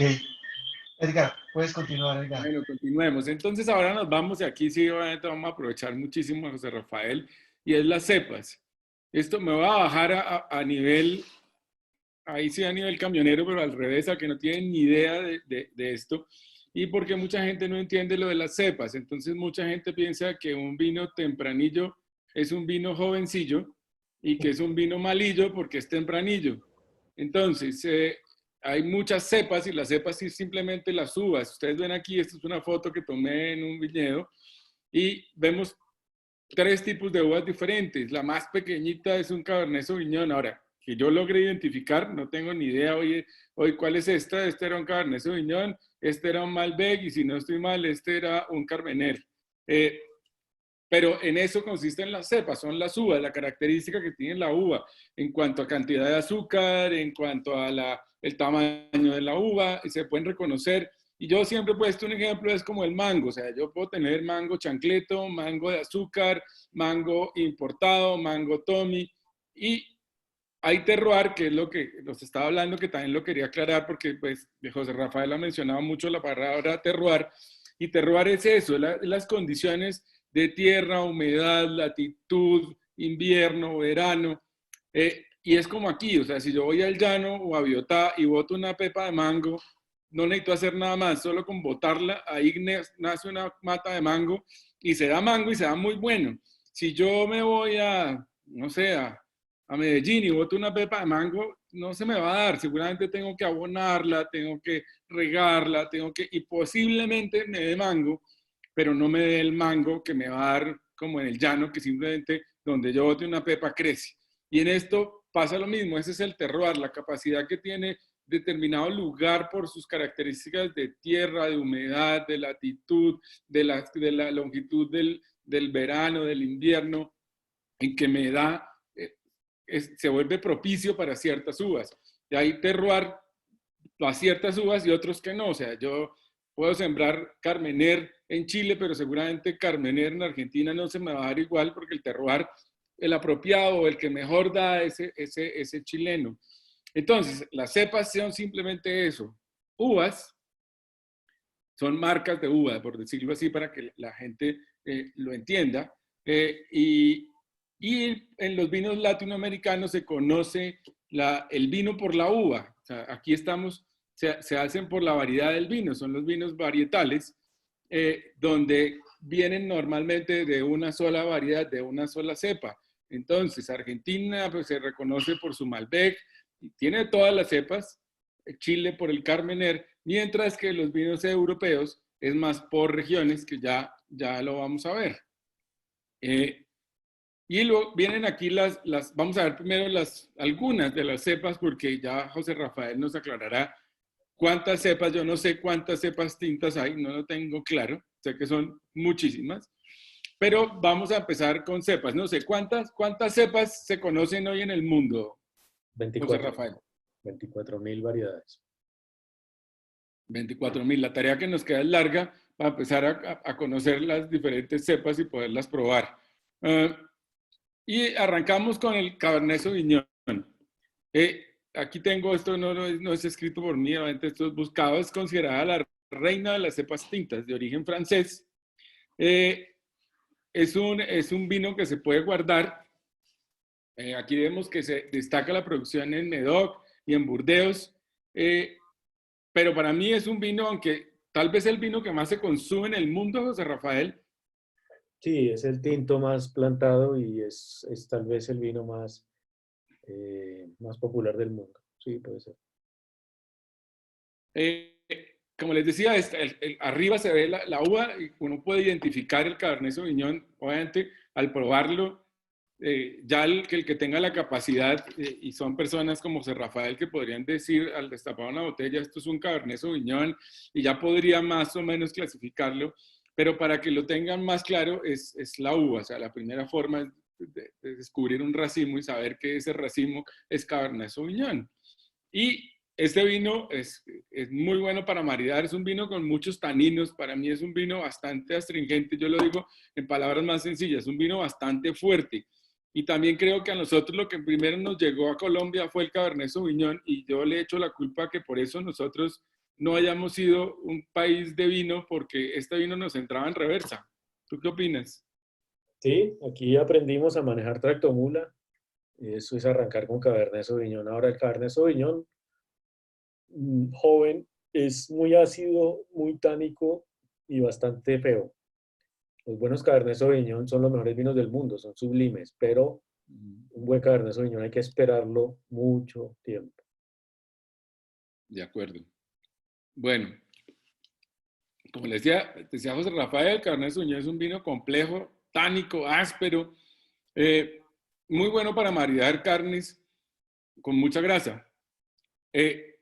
¿Tú recomiendas este para comidas grasosas o mejor otro tipo de vino? No, perfecto. Tanino alto siempre va a ser mucha cantidad de grasa en el plato. Es perfecto maridaje. El Syrah es otra de las uvas también muy conocidas en el mundo. Es de origen persa, se siembra mucho en Argentina, y Argentina hoy es uno de los que siembra Syrah, y es una uva que se da muy bien allá. También es un tánico potente. Y viene todo esto que creo que para la charla de hoy no tiene mucha relevancia, porque esto ya es mucho más avanzado, pero también es un vino que es una uva que que sirve para maridar carnes y con grasa. El Malbec es una cepa de origen francés muy extendida. Hoy en día, creo yo, y no sé, José Rafael me corrige, tal vez uno de los Malbec, de los mejores Malbec del mundo, los puede estar produciendo Argentina. No sé, contra Francia, ¿cómo ves tú el Malbec argentino? ¿Tiene mucho que envidiarle o no? No, son muy distintos. El Malbec francés es del suroeste de la zona de Cahors. Normalmente son vinos de mucha acidez y normalmente en Francia lo utilizaban más para dar color. En Argentina también fue llevada como una cepa secundaria. De hecho, el Malbec se permite, es una de las 5 permitidas en Burdeos. Muchos Burdeos tienen todavía Malbec. Y en Argentina encontró condiciones ideales, sobre todo por ser un viñedo de altura, y encontró el tanino sedoso, suave, equilibrado, y se convirtió en el emblema argentino. Hoy por hoy, digamos, en Francia ni siquiera se llama Malbec, se llama Cot, C-O-T. Francia está haciendo buenas cosas, pero pues la patria del Malbec hoy es Argentina. De acuerdo. El Carmener, es de origen francés. Este tiene una anécdota, es que obviamente en Chile lo hablan mucho, y José Rafael, obviamente que es asesor o ha sido sommelier de Montes de Alfa, que es una bodega bien importante en Chile. Y es que Carmener desapareció del mundo y fue encontrado en Chile hasta 1994. Lo confundían la uva con el merlot, les parecía como que era más o menos igual, aunque parecía, hay algo que no la dejaba ser un merlot, pero lo tenía dentro de los cultivos de merlot, hasta que este enólogo Jean-Michel Bournisot descubrió que había unas cepas y descubrió que era Carmener. Algún dueño de un viñedo lo llevó y le mostró y le dijo, oiga, que hay una uva que no me cuadra, ¿usted qué cree que es? Y él le dijo, esto es Carmener. Y él le dijo, ¿qué es eso? Y dice, no, una uva que se desapareció hace muchos años y estaba desaparecida del mundo y apareció en Chile. Y hoy Chile se volvió tal vez el principal productor de Carmener. Y aquí vuelve lo mismo, como el Carmener de Chile es mucho mejor que el Carmener francés, porque ya también hasta donde sé, en Francia están sacando Carmener. Carmener francés estaba prácticamente desaparecido, hay muy pocas hectáreas, volvió a Burdeos. De hecho, creo que es el Chateau Latour o el Chateau Lafite tiene 1% de Carmener, eso es un milagro. Y la gran diferencia que había entre el Carmener y el Merlot es que el Merlot es una cepa de periodo temprano, el Carmener es una cepa de periodo tardío. El Merlot empezaba a madurar en el hemisferio sur más o menos a finales de febrero, comienzos de marzo, mientras el Carmener se iba casi hasta finales de abril. Entonces era un Merlot con un comportamiento muy raro porque maduraba muy tarde. El señor Bournisot en el año 94 dice, señores, este es el famoso Carmener que se perdió en 1870 en Francia gracias a una plaga llamada filoxera. Pregunta, ahí sí pregunto yo, ¿qué es de producción tardía o temprana? Todas las uvas no maduran al tiempo, no es que el 1 de marzo todas las uvas, todo el viñedo amaneció maduro. Todas las uvas tienen ciclos distintos. Por ejemplo, los Pinot Noir son de ciclos muy tempranos. Entonces hay que recogerlos tempranito. Los blancos hay que recogerlos primero. Y por eso una vendimia puede irse desde febrero hasta mayo. Y yo sigo recogiendo uva en todo ese tiempo. Pero según el ciclo de cada una. Por eso el tempranillo se llama así, porque su ciclo es temprano.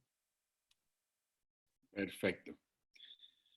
Y aquí tenemos otras cepas, pero pues la idea es ya, no, el Petit Verdot es otra cepa también francesa, muy importante en Francia. El Bonarda, que es el típico de Italia, pues es un vino italiano. Yo sé que José Rafael creo que le gustan mucho los vinos italianos y es bastante apasionado por estos vinos. Que tú de los vinos italianos, ¿cuál es tu preferido? ¿Cuál crees que para nosotros que estamos empezando sea un buen vino italiano? Bueno, yo creo que el mejor consejo que les puedo dar esta noche es que se aprendan esto. En Italia hay 3 príncipes, se llaman los 3 príncipes de Italia. Barolo, Amarone de la Valpolicella y Brunello de Montalcino. Son los 3 vinos de Italia que hay que probar antes de morir. Hay que buscar un Barolo, un Amarone o un Brunello de Montalcino. Eso es lo que hay que probar. De acuerdo. Hay como les decía, aquí estos vinos no vienen por cepas, sino por regiones. Ya lo vamos a ver. Está el Tempranillo, que es la cepa tal vez estrella de España. La mayoría de vinos españoles tienen un gran porcentaje de Tempranillo. Y como les decía, pues no es una uva, ya José Rafael nos explicó por qué le dicen Tempranillo, es porque toda madura temprano, digámoslo así, pero es una cepa y no es que el Tempranillo sea un vino malo y jovencillo. El Merlot, que también es de origen francés, un gran porcentaje de las uvas son de origen francés. Este también creo que es un vino, y ya de hecho José Rafael nos dijo que era un vino bastante bueno para empezar. Es un vino que no es tan tánico, aunque tiene buen cuerpo, pero no es un vino tan duro para empezar. Edgar, Señor. Edgar, hay una pregunta en el chat repetitiva y que todo el mundo quisiera conocer el concepto de José Rafael en relación a los vinos del Nuevo Mundo, específicamente de los californianos, que han tenido tanta fama en competir tú a tú con los vinos franceses. ¿Qué opina de los vinos californianos? De México. Los vinos californianos son otros vinos excelentes, pero sobrevalorados. A mí me parece que como los dueños de las publicaciones, como Wine Spectator, son gringos, pues ellos se encargan de ponerles calificaciones y los sobreactúan en precio. Son muy buenos. En el año 76 se dio una competencia que se llamó el Juicio de París, que fue una competencia entre vinos franceses y americanos. Ganó Estados Unidos con un Chateau Montelena, con un Stags Lips. Existe esa película en Netflix, se llama Guerra de Vinos, algo así, si la quieren ver. Pero no estoy diciendo que sean malos, estoy diciendo que a veces son un poquito caros. Por ejemplo, en Estados Unidos hay un vino que se llama Screaming Eagle, es un Cabernet Sauvignon, vale $5,000. No sé si sean vinos que puedan valer eso. Otra pregunta del chat es ¿qué opina de los vinos colombianos? Siguiente pregunta, por favor. No, muy bueno, o sea, Estuvo muy buena la respuesta. un esfuerzo muy bueno, es un esfuerzo quijotesco, pero el doctor Clavijo hablaba de terroir, y terroir es clima, suelo, variedad de uva, y el clima involucra estaciones marcadas. Las estaciones en Colombia llueve y no llueve, entonces necesitamos invierno, verano, otoño, primavera, entonces podemos hacer un vino tropical decente, pero jamás competir contra los grandes terroirs del mundo.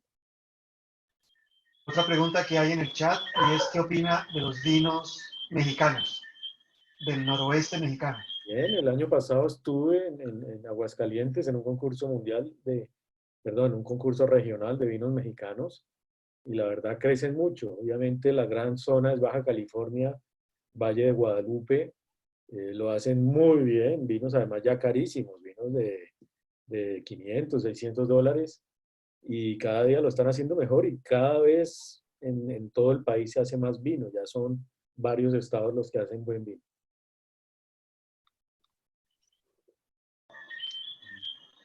Edgar, continúa, Edgar, por favor.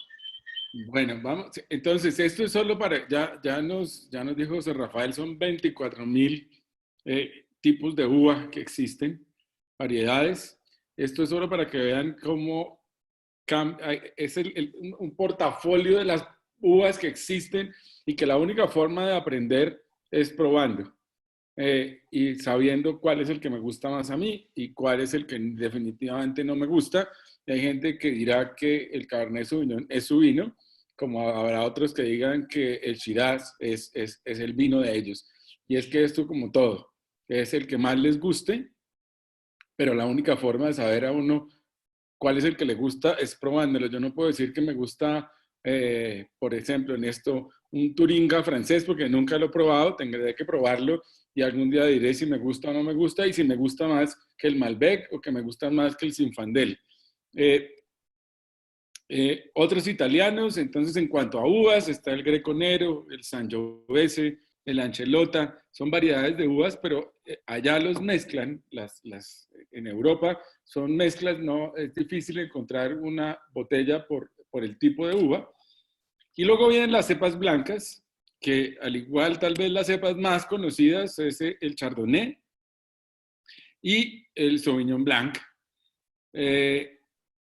No para no echarles todo este carretazo que dice acá, quisiera preguntarle a José Rafael ¿qué diferencia hay grande entre estos dos tipos de uvas que tal vez son las más conocidas en el mundo de las variedades blancas? Ser de Chardonnay o ser de Pinot Noir es como, perdón, ser de Chardonnay y de Sauvignon Blanc, como ser del Barcelona o del Real Madrid. Uno ama una o ama la otra.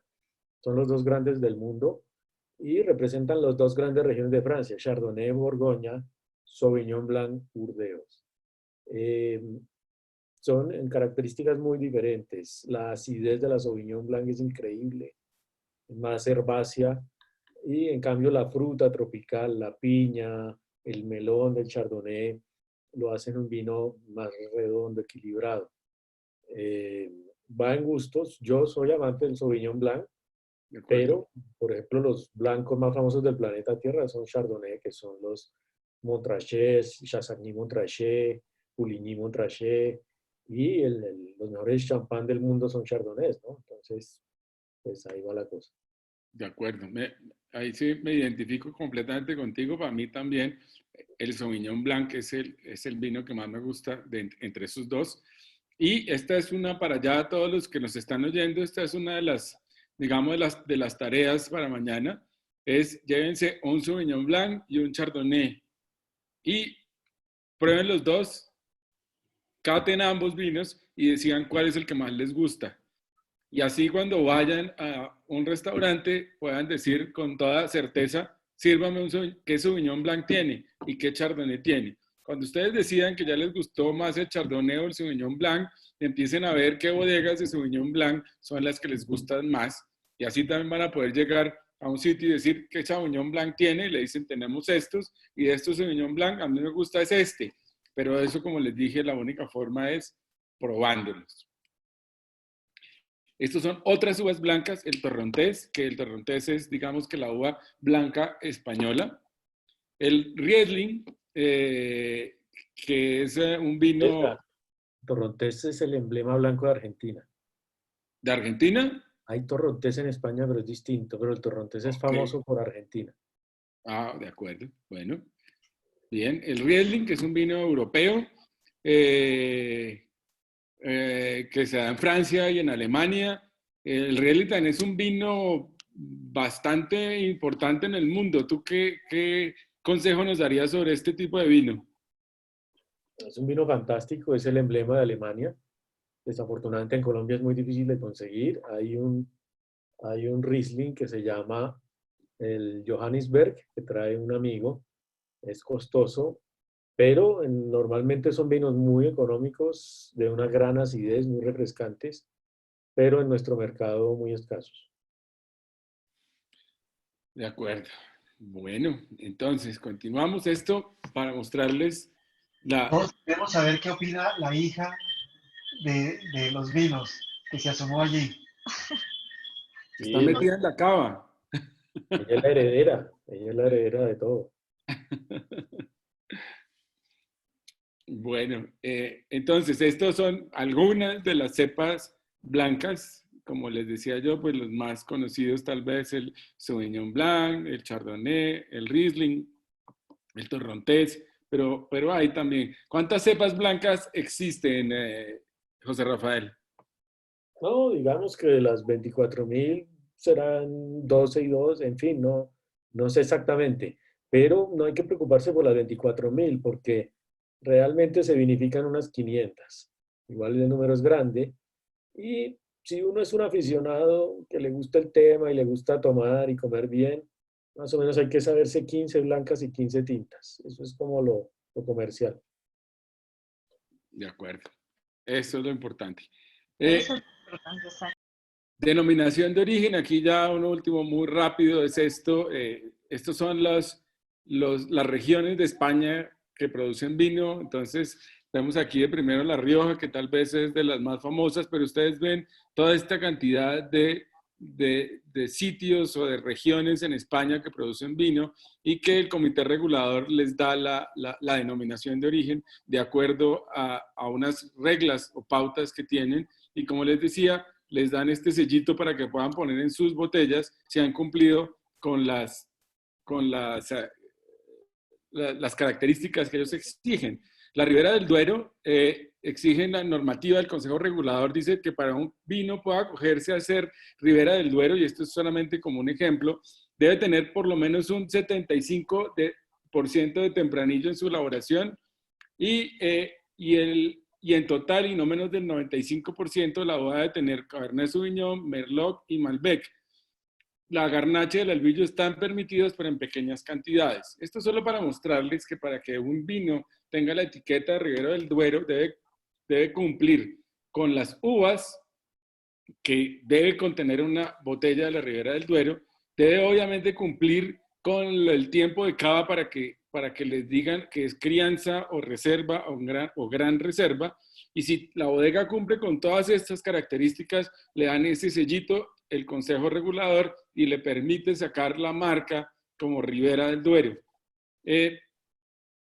Igualmente, aquí es también como ejemplo el Rioja. Perdón.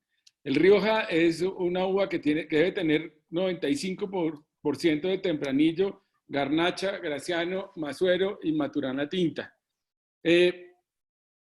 Y lo mismo cumplir con las demás requisitos para poder denominar el vino como reserva o gran reserva. José Rafael, en cuanto a esto, ¿tú cómo ves el Rioja o el Ribera del Duero? Yo soy partidario, me gusta muchísimo más el Ribera del Duero que el Rioja, porque creo que es un vino más amable para los que no somos muy avanzados, no somos camioneros como tú. ¿Qué opinas tú de estos dos vinos? No, lo que pasa aquí básicamente es la diferenciación de un terroir. Las dos uvas son tempranillo. Tempranillo en la Ribera, tempranillo en Rioja. Rioja está en una zona fría, en el Cantábrico. La Ribera del Duero está en el corazón de Castilla. Es un clima muy cálido. Entonces, ¿qué pasa? Que, pues, como da tanto sol y tanto calor, nos da un tempranillo muy potente. Inclusive lo llaman distinto, lo llaman el tinto fino o tinto del país. Y nos da vinos de más color, más vigor, etc. Y los tempranillos fríos son de mayor acidez. Digamos, el Rioja es un tempranillo femenino y el Ribera un tempranillo masculino. Sin embargo, cuando son de altísima gama, los Rioja son casi invencibles. O sea, todavía para mí Rioja sigue siendo el gran tinto de España. Lo que pasa es que pues, hay que irse a los super Riojas. Sí, de acuerdo. Sí, Rioja tiene mucho más tradición, ¿no?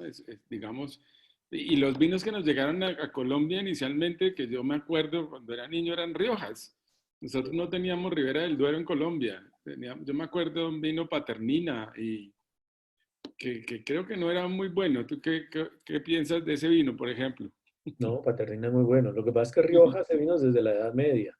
Ellos tienen un monasterio que se llama San Millán de la Cogolla, que además de ser donde nació el castellano, nacieron los vinos. Sí. En cambio, la Ribera del Duero ha tenido mucha intermitencia y hoy por hoy surgió gracias a un señor que se llama Alejandro Fernández, no el Potrillo, sino otro. Y la historia de la Ribera del Duero, bueno, además de Vega Sicilia, que es del siglo XIX, es relativamente reciente. Entonces, pues en ese sentido, Rioja tiene más tradición. De acuerdo. Y aquí como mensajes, cuando uno va a pedir un vino español, pues uno no puede llegar a pedir un tempranillo o un garnacha, a diferencia de cuando llega uno a pedir un Malbec argentino o un Carmener chileno, allá toca pedirlo por la región. Yo quiero pedir o un Ribera del Duero o un Rioja o cualquiera de estos otros. Tal vez yo lo que les diría a todos ustedes, busquen ya una botella, para los que están empezando, busquen una botella de Ribera del Duero, pruébenla, busquen una botella de Rioja y pruébenla y decidan entre esos dos cuál les gusta más para ir empezando y así cuando ya quieran pedir un vino sepan como de qué están hablando. Edgar, aquí hay una pregunta que vale la pena que José Rafael nos ayude. ¿Nos puedes hablar del late harvest? ¿Qué diferencia hay entre un late harvest y una podredumbre noble? Esa es ¿Cómo pura, puede uno diferenciar este tipo de vinos dulces que están tan en boga ahorita en el mercado? eso suena a pura pregunta de Diego, ¿no? Afortunadamente es una pregunta del Mosco Mosquera, implementada por mí, que me encanta el tema. Bien, los vinos dulces están a ambos lados de la cuerda, o son los más finos del mundo o son los más ordinarios del mundo. Dentro de los más finos está el Sautern, el Tokai, el Madeira, el Oporto, etc. Y hay muchas formas de hacer vinos dulces. Una de ellas se llama cosecha tardía, es decir, dejar que la uva se sobremadure, dejarla en el viñedo. En el hemisferio sur, por ejemplo, dejarla hasta el mes de mayo, en el hemisferio norte, dejarla hasta prácticamente octubre, noviembre. Y ya se recoge prácticamente, es una uva pasa con una concentración de azúcares muy grandes y se vinifica. Eso se llama cosecha tardía. En algunos viñedos que tienen corrientes de agua cercanas y sobre todo donde en las mañanas hay neblina, se produce un hongo que se llama Botrytis cinerea. Este hongo ataca la uva, la deshidrata y además de hacer un vino dulce, le otorga unas características aromáticas y gustativas distintas. Ese se llaman, como el Sautern, se llama la podredumbre noble, porque pues la uva se ve podrida, pero la uva al final no sufre un desmedro, simplemente mejora su calidad. Así también se puede hacer el Tokai húngaro, pero la diferencia es, en una hay hongo y en otra no hay hongo. Por ejemplo, la mayoría de los vinos dulces de Chile son late harvest, es decir, simplemente estuvo sobremadurada en el viñedo, mientras que las condiciones especiales de ciertos viñedos permite la aparición de este hongo.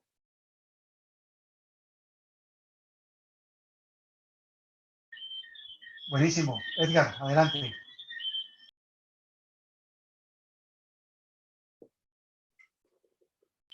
Edgar se fue a tomar se fue a abrir otra Quizás, botella de quizás vino. José Rafael, el Chateau d'Yquem es la estrella de los vinos de Sauternes y de los vinos más costosos en el mundo entero. Sí, y hay por ahí un mito que dice que es el vino más caro que se ha vendido en la historia. Parece que se vendió un Diquem de 1810, 1811, y parece que la cifra ronda los $150.000. Este es el que tenemos que tener para la próxima cata. Este se lo puede tener allá el señor presidente en Cali. Es que en Cali hay mucha plata, José Rafael, en Cali hay mucha plata. A todos nuestros asociados. Bueno, esto ya vamos terminando. Como les dije, esto era como un brochazo muy grande tratando de cubrir todo y que cuando uno se siente o le pongan una botella de vino al frente, pues sepa defenderse y no quedar mal. Por último, pues esto es simplemente un mapa de las regiones vinícolas francesas. Como ustedes ven ahí, pues están Champagne, Provence, Bordeaux, que es una pues tal vez de las más famosas. Aquí tal vez como dato importante es el champán, que mucha gente considera la champaña como todo aquel vino espumoso, y el vino espumoso, o el prosecco, los Brut, son vinos simplemente que son fermentados en la botella, pero para que sea champaña debe venir de champán, en Francia. Entonces, cuando uno le sirven un vino espumoso, no es una champaña. Las champañas tienen que venir de champán.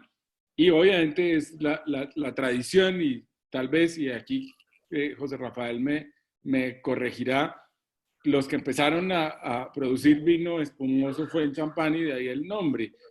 ¿Hay alguna otra región fuera de Champán que tenga mejores vinos espumosos o sigue siendo Champán la región por excelencia de los vinos espumosos? En todo Francia se hace vino espumante y su nombre genérico es Cremant. Cremant.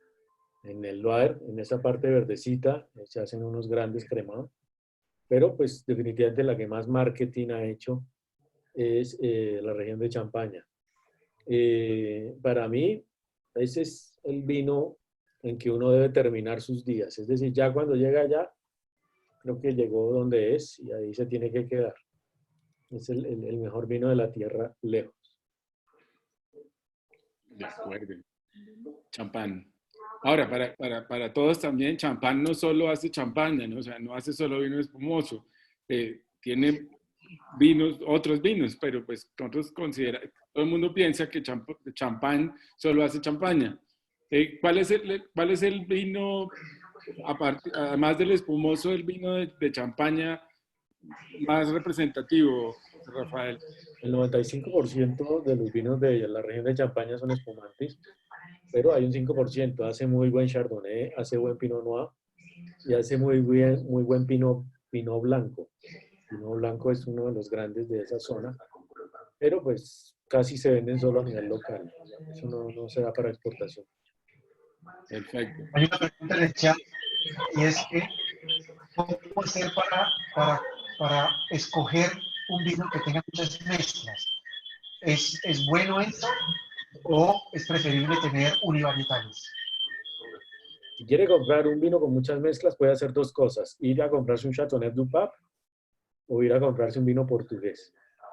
Generalmente los vinos del Douro son vinos fácil, pueden tener de 7 a 20 variedades de uva. No es ni bueno ni malo, simplemente como decía el doctor Clavijo, en el Nuevo Mundo se usa más que todo los monovarietales o se indica por lo menos las variedades. En el Viejo Mundo se utilizan las regiones y allí normalmente, como no se sabía qué uva se plantaba, pues se mezclaban y se hacía el vino. Posteriormente se identificaron. Pero va en gustos, o sea, da lo mismo si a usted le gusta el buen Malbec argentino o una buena mezcla de Burdeos. Ahora, los vinos más famosos del mundo son mezclas. Y el Châteauneuf du Pape es un vino que tiene 14 uvas. De acuerdo. Esto, exacto, los vinos europeos son mezclas y no son malos, de hecho, son los vinos más tradicionales del mundo. Aquí en Latinoamérica están empezando a hacer las mezclas y mezclan 2 o 3 uvas, que son los trivarietales o bivarietales. Yo personalmente creo que para los latinoamericanos es mejor empezar con un monovarietal antes de empezar a mezclar o a buscar la combinación de 3 uvas para poder definir qué es lo que le gusta a uno. Y ya en Europa pues hay que buscar la región que a uno le guste. Estas son las regiones de Francia, que ya las hemos visto en el mapa. Y por último Italia, donde también tiene un montón de regiones. Y aquí es más complejo la denominación de origen. En Italia es por el país y cada región tiene una denominación y en la región viene otra y tienen un montón de denominaciones. Esto es bien complejo, yo me declaro ignorante en esta parte de los vinos italianos y quisiera que aquí José Rafael nos hablara un poquito de esta denominación de origen italiana.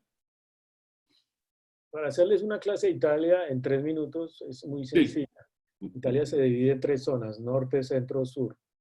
En el norte, pues es la región fría, la que está pegada a los Apeninos, a los Alpes, y básicamente las 2 reinas tintas van a ser aquí en el Piemonte, esa zona que ven amarilla, la gran variedad, exacto. Sí. En el Piemonte, lo amarillo, la gran variedad se va a llamar Nebbiolo, es la uva reina. Y en el Véneto, que está al otro lado, en el norte, pero al otro lado, que es como esa color piel, la gran variedad se va a llamar Corvina. Vinos de acidez, ahí están hay 2 de los grandes príncipes, con Nebbiolo se hace el famoso Barolo y con la Corvina se hace la Amarone de la Valpolicella. Son vinos de buena acidez, regiones frías. En el centro es una zona templada y ahí va a estar la gran zona, esa que es la zona de Toscana. Y en Toscana la reina se llamará la uva Sangiovese. Con esa uva vamos a hacer Brunello di Montalcino y vamos a hacer Chianti, que es el vino más famoso de Italia. Y en el sur, zonas cálidas, allá abajo donde está Sicilia, donde está el tacón de la bota y todo esto, vamos a tener en Sicilia una uva que se llama la Nero de Avola, mucha potencia, mucho tanino, mucho color, y una uva en el tacón, en la Puglia, en Basilicata, que me gusta mucho, que se llama Negro Amaro, la Negro Amaro, y vamos a tener otra variedad que se llama Aglianico. Entonces, eso es como Italia explicada en pocos segundos, pero ese es el emblema de Italia, la Italia fría, la Italia templada y la Italia caliente. Hay una Bueno. pregunta, Edgar, y es, ¿cómo es esto de los Grand Cru franceses? ¿Cómo es esto del left bank y del right bank? ¿Y qué significa esto? ¿Qué implicaciones tiene? Napoleón, ¿qué tiene que ver con todo esto? ¿Y cómo fue que los franceses lideraron el mundo del vino desde hace mucho tiempo? Esas son como 7 preguntas. Sí. Sorry, así somos los médicos. Volvamos al mapa de Francia, si se puede. Sí. Bien, ahí esa parte amarilla es Burdeos. Bien. Ahí más o menos se hace vino como desde el siglo, desde el año 43, desde la época del emperador Claudio. Ahí plantaron los romanos variedades. La primera variedad de que se tiene historia ahí se llamaba la Vituriga. La Vituriga, porque ahí había unos locales, unas tribus que se llamaban la tribu los Vituricos. La Vituriga es un antecedente del Cabernet Sauvignon, unas mezclas que se hicieron, luego sale el Cabernet Sauvignon. Si ven ahí, hay la desembocadura de un río, del Dordoña, el Garón, el Dordón, y esa desembocadura pues hace dos, como decían, la ribera izquierda y la ribera derecha. En la ribera izquierda, la uva reina se llamará la Cabernet Sauvignon, y en la ribera derecha, la uva reina se llamará la Merlot. Siempre en mezclas, mayoritariamente Merlot a la derecha, mayoritariamente Cabernet a la izquierda. Se hicieron muy famosos los vinos desde la época de Leonor de Aquitania. Leonor de Aquitania se casa con Enrique II, que es rey de Inglaterra, y empezaron a exportar los vinos de Burdeos.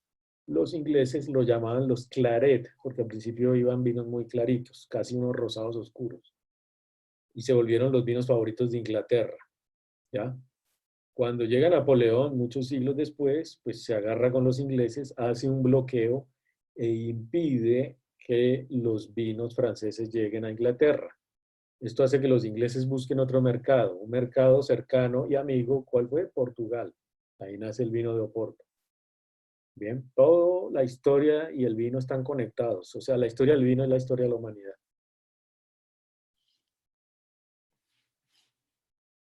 Bueno.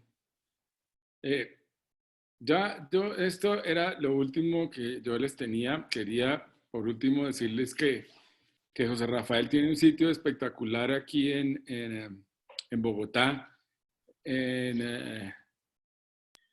Andino. Y cuéntanos un poquito de tu sitio, José Rafael, para Claro que que allá sé sí. que uno pueda aprender, tomar vino, emborracharse, parrandear, todo. ¿Cómo es la cosa? Pues cuando pasemos por de este tema, en el centro comercial Andino, cuarto piso, al lado del restaurante Cosette, hay un wine bar, para mí el wine bar más bonito de Bogotá, aunque pues no soy objetivo en esto, se llama Tannic. Si tienen redes sociales, está en Instagram Tannic. También yo estoy en redes sociales, si quieren consultarme, hablar conmigo, feliz. Yo estoy como José Rafael Arango. y allí llevamos un año recién, este abril cumplíamos un año y la verdad pues nos ha ido bastante bien, estamos muy contentos. En este minuto pues complicados por la crisis, pero ojalá nos veamos muy pronto. Yo solo quiero decirles que me siento tremendamente honrado de haber podido participar de este grupo tan selecto. Desafortunadamente veo que hay muchísimas preguntas que quedaron sin contestar. Entiendo que este es un chat pues eminentemente o mayoritariamente técnico, pero me pongo a sus órdenes para futuras jornadas porque siento que hay mucho interés y podemos tocar muchos temas en adelante. Entonces, desde ya pues cuentan con un amigo más y nada, feliz de haber estado con ustedes esta noche. José Yo creo, Rafael, muchísimas creo gracias. que, Edgar, Pablo, sigue. no, vale la pena darle un aplauso los que podemos desde acá. Absolutamente fantástico. Ha sido un verdadero honor para nosotros, José Rafael, tenerte. Cuenta con una comunidad de más de 200 ortopedistas a tu disposición.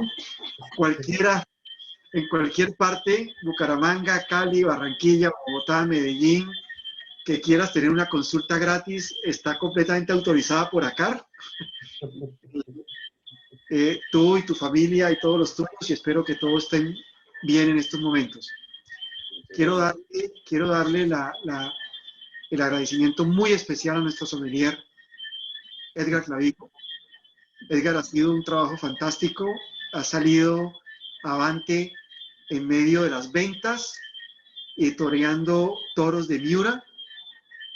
Quiero agradecer nuevamente a Diego Martínez Villalba porque ha sido el gestor, a Juan José Arango, tu tío, que me ha dado tanta información sobre esto, a la comunidad ACAR, y quisiera que las últimas palabras y despedidas las hiciera nuestra coordinadora de siempre, Paulita, porfa, despide esto, que ha sido una noche fantástica, con vinos y demás. Muchas gracias, José Rafael. Siempre serás bienvenido en ACAR y ya tienes 200 ortopedistas a tus pies. Paula. Gracias a ustedes. Así es. Salud, salud pues para todos ustedes. Muchísimas gracias por acompañarnos. Fue pues un webinar bastante divertido. Aprendimos mucho, desde cómo abrir una botella hasta cómo vienen todos estos, pues todo lo que hablábamos de Europa y cómo explicaban en 3 minutos todo lo que ocurría en países como Francia, Italia, España. Nada, un abrazo muy, muy grande.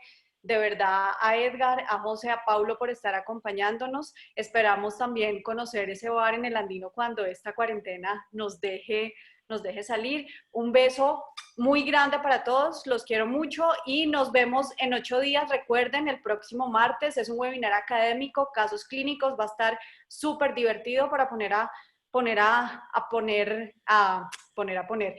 funcionar otra vez nuestro cerebro. Ya los vinos están haciendo un poquito de estragos acá, ya llevo una botella, pero esa era la idea de este webinar. Mañana no hay que madrugar, mañana no tenemos teleconsulta, no tenemos nada importante para madrugar. Que Dios los bendiga y de nuevo un beso para todos. Hasta luego. Un saludo.